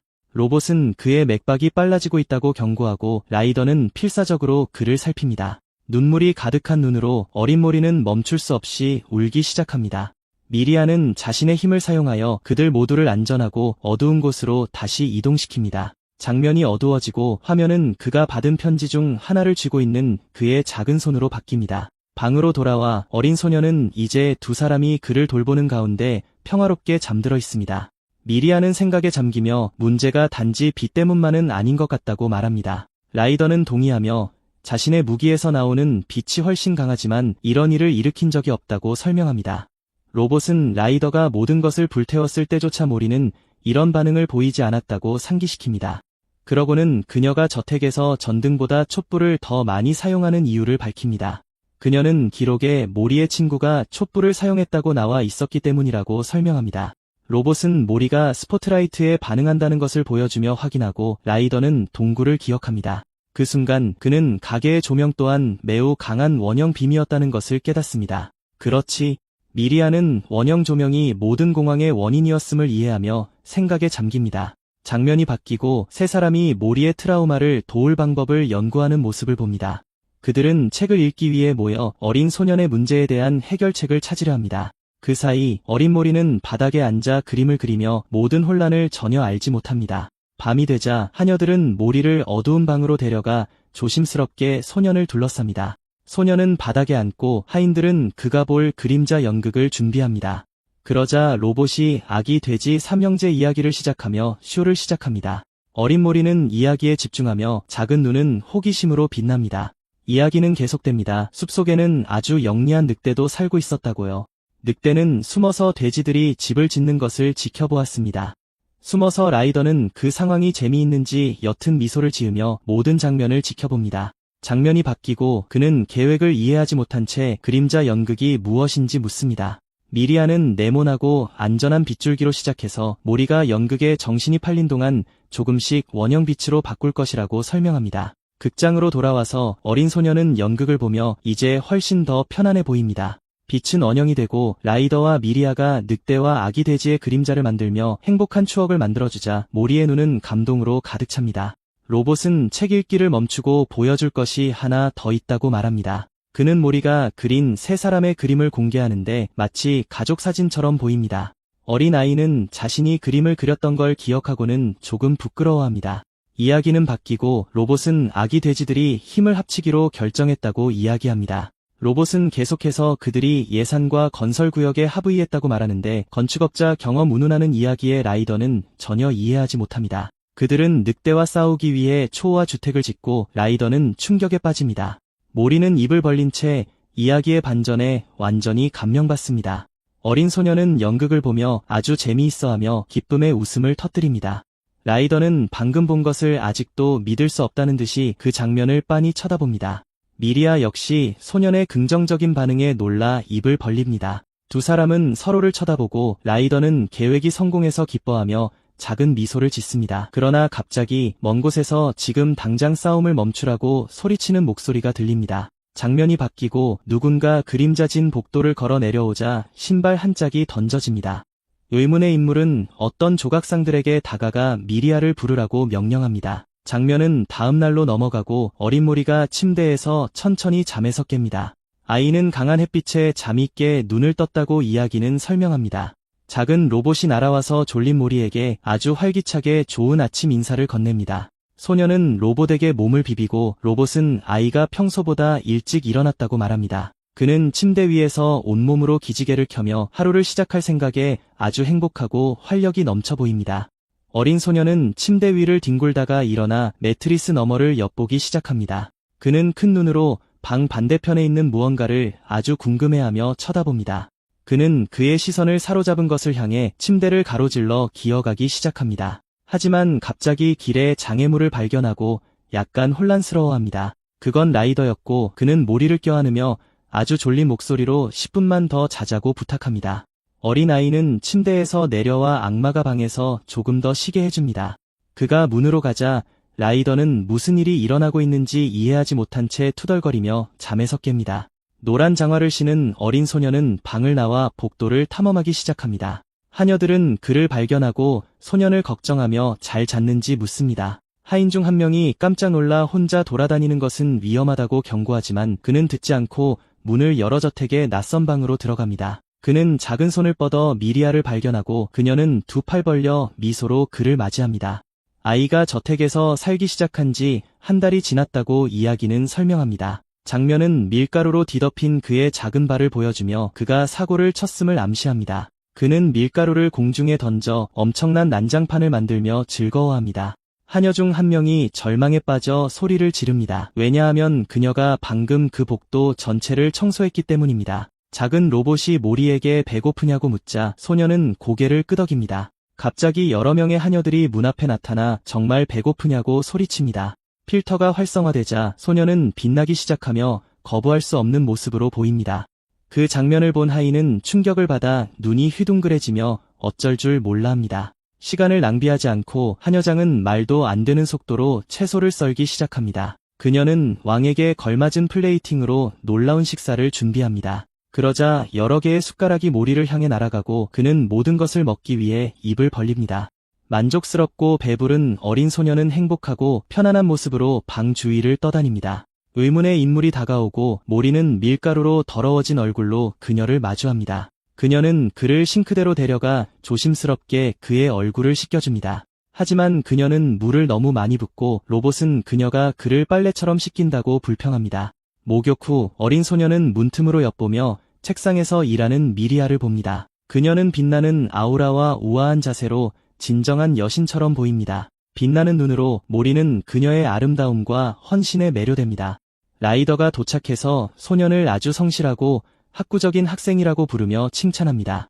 장면은 미리아와 모리가 그림과 책에 둘러싸여 바닥에 앉아있는 모습을 보여줍니다. 라이더가 두 사람이 무엇을 하고 있는지 묻자 그녀는 단어를 따라 쓰고 있다고 설명하지만 로봇은 모든 그림이 틀렸다고 경고하여 라이더를 당황하게 합니다. 미리아는 그림을 변호하고 로봇은 그녀의 판단력 또한 영향을 받고 있다고 말합니다. 어린 소녀는 책을 짚고 로봇은 그에게 이야기를 읽어주겠다고 제안합니다. 그는 피루페라는 현상에 대해 읽기 시작하고 소녀는 주에 깊게 듣습니다. 라이더는 전에 그에 대해 이야기한 적이 있지만 모든 세부 사항을 알지는 못한다고 설명합니다. 미리아는 수명이 다하면 세포들이 돌아갈 준비를 한다고 설명합니다. 그녀는 계속해서 그것들이 1대1로 또는 1대 다로 나뉠 수 있다고 말합니다. 그 여성은 자신이 심판관의 네 번째 손가락에서 왔으며 살롬이 아마도 첫 번째일 것이라고 밝힙니다. 그녀는 미소를 지으며 설명이 모리에게 조금 어렵지 않냐고 묻습니다. 두 사람은 집중한 듯 노란 빛을 내뿜는 어린 소년을 관찰합니다. 갑자기 한 사람이 겁에 질린 표정으로 소리치며 방으로 들어옵니다. 그건 하인 중 한 명이었고 모리가 또 벽에 낙서를 하고 있다고 소리칩니다. 그는 소년에게 천을 건네주며 이 모든 난장판을 직접 치우라고 말합니다. 눈물이 가득한 눈으로 하녀는 그가 울지 않을 것이라 생각하며 그를 조롱합니다. 미리아는 그를 꾸짖고 길리는 그가 계속 말을 듣지 않으면 모든 것을 말하겠다고 경고합니다. 갑자기 우편물이 도착했다는 알림이 뜨고 라이더는 자기가 가져오겠다고 소리칩니다. 그는 복도를 쏜살같이 달려가고 미리아는 그의 속도와 흥분에 놀랍니다. 그 여성은 그의 반응을 이해하지 못한 채 복도에 가만히 서 있습니다. 라이더는 황금색 봉투를 들고 돌아오는데 땀을 뻘뻘 흘리면서도 도움을 주었다는 사실에 행복해합니다. 그녀는 그에게 고맙다고 말하고 그는 오늘의 영웅이 된 기분으로 잔뜩 부끄러워하며 대답합니다. 그는 다행히도 숲의 전단지는 없었다고 말합니다. 미리아가 그를 부르자 그는 어색하게 말을 더듬으며 네 하고 대답합니다. 그녀는 진지하고 침울한 목소리로 잠시 이야기할 수 있겠냐고 묻습니다. 그는 대화에서 무엇을 예상해야 할지 몰라 긴장하며 땀 한 방울이 흘러내립니다. 라이더는 무슨 일이 일어나고 있는지 혹시 자기가 뭘 잘못 봤는지 궁금해하며 안절부절 못하기 시작합니다. 그는 그녀가 자신에 대해 의심스러운 점을 알아차렸는지 생각하며 그녀를 따라 복도를 걸어갑니다. 악마는 상황이 더 나빠지기 전에 자신이 먼저 말하는 것이 낫겠다고 결심하지만 그녀가 그를 막아서며 보여줄 것이 있으니 손에 든 것을 보라고 말합니다. 미리아는 그것이 심판관의 방문을 여는 돌이라고 밝힙니다. 라이더는 완전히 충격을 받아 말을 잇지 못하고 놀라움에 눈이 휘둥그레집니다. 그녀는 마침내 심판관과 연락이 닿았다고 설명합니다. 라이더는 마비된 듯 굳어버리고 배경에는 그의 절망을 반영하듯 비가 내립니다. 그는 무슨 일이 일어날지에 대한 순수한 두려움으로 식은땀을 흘리며 심판관의 이름을 더듬거립니다. 악마는 그녀가 자신을 신고했는지 그리고 얼마나 오랫동안 모든 것을 알고 있었는지 궁금해하지만 미리아는 그의 조직에 합류하는 것에 대해 생각해본 적이 있냐고 물으며 그를 놀라게 합니다. 그는 그녀가 제안하는 것을 전혀 이해하지 못해 완전히 혼란스러워합니다. 그녀는 그의 혼란을 알아차리고 너무 갑작스러웠냐고 물어 그를 당황하게 합니다. 미리아는 심판관에게 모리를 그룹의 공식 멤버로 만들어달라고 요청했다고 설명합니다. 그녀는 살롬에게서 소식은 없지만 그들도 아마 좋아할 것이라고 계속해서 말합니다. 라이더는 기다리라고 소리치고 그 여성은 이런 식으로 그녀가 그 또한 보호할 수 있다고 설명합니다. 그는 그녀가 얼마나 오랫동안 알고 있었는지 묻고 미리아는 처음부터라고 밝힙니다. 그는 왜 도망자를 들여보냈냐고 묻고 그녀는 모리가 그에게 의지했기 때문이라고 말합니다. 그녀는 무슨 일이 생기면 자신이 그를 제압할 수 있었다고 말하고 그는 어색하게 동의합니다. 미리아는 그가 모리를 어떻게 만났는지에 대한 이야기를 회상하고 그는 생각에 잠깁니다. 라이더는 그 사람을 제거하는 것은 쉽겠지만 그의 문제를 해결하지는 못할 것이라고 이해합니다. 그녀는 그들 사이의 신뢰와 파트너십의 제스처로 그의 손을 잡습니다. 그 여성은 삶이 덜 흥미로울 수도 있지만 여전히 그가 머물기를 원한다고 말합니다. 진실한 눈빛으로 그녀는 어린 모리를 돌보기 위해 그들과 함께 머물러 달라고 부탁합니다. 미리아는 그에게 진지하게 생각해보라고 제안하며 결정을 그에게 맡깁니다. 악마는 그녀를 곁눈질로 쳐다보고 약간 수줍어하며 제안에 대해 생각해보겠다고 동의합니다. 방을 나설 때 그는 바닥에서 자고 있는 모리를 발견하고 왜 거기에 있는지 묻습니다. 그는 소년을 들어 올리고 로봇은 왜 그를 쳐다보냐고 묻습니다. 두 작은 로봇이 주위를 떠다니며 왜 그런 표정을 짓고 있는지 묻습니다. 로봇이 좋은 일이라도 있었냐고 묻자 라이더는 완전히 당황하며 아니라고 소리칩니다. 그는 중요한 행사를 위해 모리의 옷을 바로잡아줍니다. 악마는 그가 단정해 보인다고 말하고 소년은 좋은 인상을 주기 위해 열심히 노력했다고 말합니다. 장면이 바뀌고 하녀들이 모두 긴장하고 불안해하며 미리아 주위에 모입니다. 모리는 바닥에 앉아 약간 긴장해 보이는 라이더에게 다가갑니다. 악마는 마치 중요한 말을 하려는 듯 진지한 표정으로 그를 쳐다봅니다. 라이더가 모리를 부르자 그는 즉시 돌아서서 친구에게 집중합니다. 그는 소년의 가방을 맡아주겠다고 제안하고 물건을 집어들어 살펴봅니다. 그는 가방에서 수정을 꺼내며 소년과 함께 갈 수 없다고 경고합니다. 라이더는 매우 진지한 표정으로 모리의 목에 목걸이를 걸어줍니다.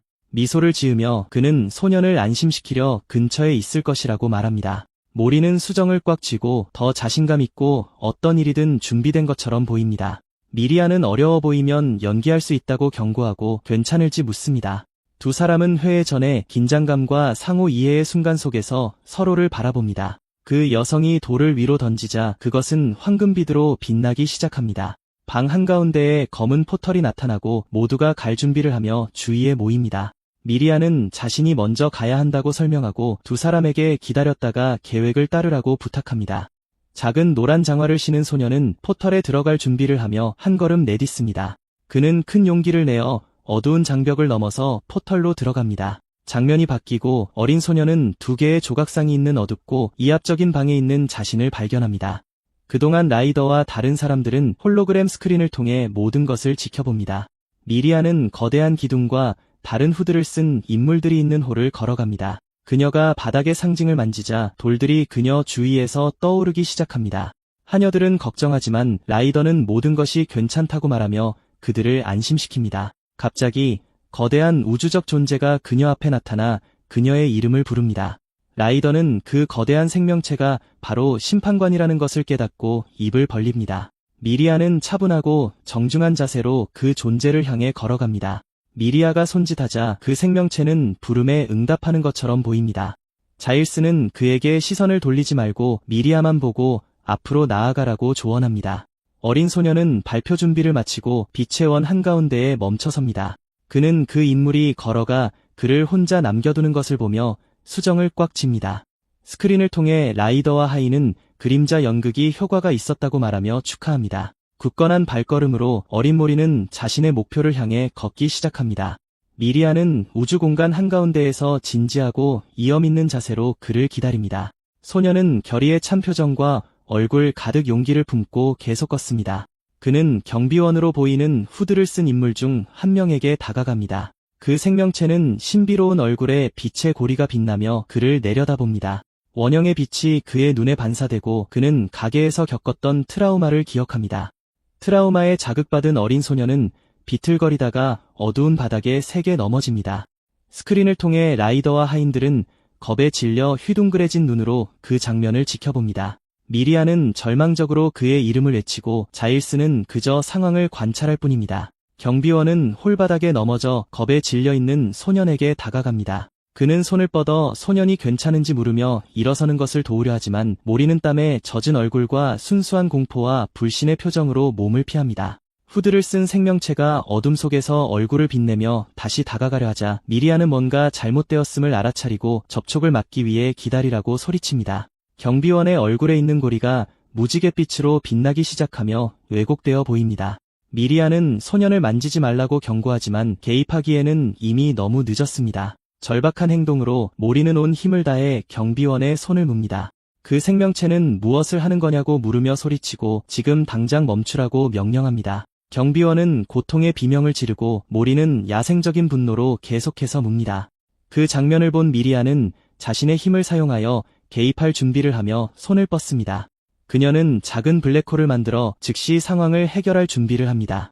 조각상 중 하나가 내부에서 그 힘을 사용하는 것은 허용되지 않는다고 경고합니다. 갑자기 보이지 않는 힘이 미리아를 멀리 끌어당깁니다. 그녀가 반응할 시간을 주지 않고 장면은 소년이 황금 에너지 광선에 맞는 모습을 보여주며 전환됩니다. 라이더와 미리아는 그 존재의 힘에 충격을 받아 눈을 크게 뜨고 쳐다봅니다. 어린 모리는 그의 수정 목걸이가 강렬하게 빛나며 기절합니다. 그는 포털로 빨려 들어가 홀의 어둠 속으로 사라집니다. 미리아는 소년이 그녀에게서 멀리 끌려가는 동안 무력하게 그 장면을 지켜봅니다. 땀에 젖은 얼굴로 그녀는 상황에 대해 죄책감을 느끼며 일어난 일에 대해 한탄합니다. 심판관은 이염 있는 목소리로 상황을 설명해야 한다고 발표합니다. 저택으로 돌아와 라이더는 이 모든 것이 터무니없는 일이라며 분노에 차 소리칩니다. 미리아는 진지한 표정으로 그를 마주하며 터무니없다는 말을 반복합니다. 그녀는 그들이 모리가 불안정하다고 생각하며 그 잘못이 자신에게 있을 수 있다고 설명합니다. 그 때문에 그들은 그를 심판관의 영토에 두기로 결정했고 라이더는 격분합니다. 미리아는 슬픈 표정으로 침묵을 지키며 그 결정에 동의하는 것처럼 보입니다. 그녀는 모리가 경비원을 무는 장면을 기억하며 소년의 불안정성을 확인합니다. 경비원의 기억이 떠오르고 미리아는 수색팀이 왜 거기에 있는지 궁금해합니다. 현재로 돌아와 그녀는 그 회의의 이유를 이해하지 못한 채 심판관을 마주합니다. 장면이 바뀌고 생명체 중 하나가 인간이 어떻게 거기에 도착했는지 질문합니다. 그들은 그 나이의 아이가 혼자 여행했을 리가 없다고 믿지 않습니다. 그동안 하인들은 라이더가 무엇을 보고 있는지 묻고 그는 심판관에 대해 설명합니다. 미리아는 그 존재를 마주하고 무슨 일이 일어나고 있는지 솔직하게 말해달라고 요청합니다. 그 생명체는 그녀가 보호소에서 소년을 데려오기 위해 하인을 보냈다고 비난합니다. 미리아는 충격을 받고 그것을 부인하며 모리가 스스로 보호소를 떠났다고 소리칩니다. 심판관은 그렇게 작은 아이가 어떻게 국경을 넘었는지 질문합니다. 그녀는 그를 위해 특별한 옷을 만들어 주었고 그것이 그가 통과할 수 있었던 이유라고 밝힙니다. 그 존재는 그녀가 고의로 그랬는지 묻고 미리아는 아니, 절대 아니라고 소리칩니다. 그녀는 단지 그가 건강하고 보호받으며 자라기를 바랐을 뿐이라고 자신을 변호합니다. 미리아는 몇 달 동안 아무 소식도 받지 못했기 때문에 그를 찾기 위해 하인을 보냈다고 설명합니다. 그녀는 한 여행자가 더 자세한 설명 없이 그를 도시로 데려왔다고 계속해서 말합니다. 그 생명체는 이 여행자가 지금 어디에 있는지 묻습니다. 미리아는 진지하고 약간 긴장된 표정으로 설명하기 시작합니다. 라이더는 상황이 어떻게 전개되는지 걱정스러운 표정으로 스크린을 통해 모든 것을 따라갑니다. 그녀는 그 여행자가 더 이상 도시에 없다고 밝혀 상황을 더 복잡하게 만듭니다. 심판관은 그것을 증명할 방법이 없냐고 묻고 미리아는 빠져나갈 길이 없이 없다고 확인합니다. 그 존재는 여행자가 도심에서 아이를 놓쳤고 소년이 한 시민에게 거의 납치될 뻔하여 매우 겁을 먹었다는 것을 상기시킵니다. 그 생명체는 그가 힘을 사용했고 다칠 수도 있었다고 계속해서 말합니다. 미리아는 자신이 부주의했다는 것을 인정하며 일어난 모든 일에 대해 죄책감을 느낍니다. 판사는 그 인간이 자격이 없으며 돌려보내야 한다고 결정합니다. 미리아는 아이의 감정 상태를 고려해 달라고 요청하며 반박하려 합니다. 그녀는 인간 구역은 다르며 그가 살아남지 못할 것이라고 소리칩니다. 그러자 그 존재는 인간에 대해 그리고 그가 스스로를 지키기 위해 무엇을 할 수 있는지 묻습니다. 판사는 미리아 역시 그가 제대로 소통할 수 없다고 생각하는지 묻습니다. 그녀는 모리가 감정을 명확히 표현할 수 있다며 그를 변호하고 그 존재는 이를 고려하겠으며 판사가 그의 행복을 우선시할 것이라고 말합니다. 긴장감 넘치는 회의가 끝난 후 몹시 지친 미리아가 판사의 방을 떠나려 할 때 갑자기 어둡고 신비로운 안개 속에서 그림자 같은 목소리가 그녀를 부릅니다. 장면이 바뀌고 그녀는 배경의 도시들이 떠있는 우주 공간을 떠다닙니다. 강력한 목소리가 그것이 판사의 명령이라고 선언하고 장면은 그녀와 모리에게 집중됩니다. 과거의 환영 속에서 그녀는 어린아이에게 책을 건네주고 그를 꼭 껴안습니다. 그 목소리는 그녀처럼 영원히 살지 못하는 그들의 끝을 그녀가 견딜 수 있을지 묻습니다. 그리고 그 기억은 흰머리카락을 가진 사람을 끌어안고 우는 미리아의 모습을 보여줍니다. 자, 여기까지입니다, 여러분.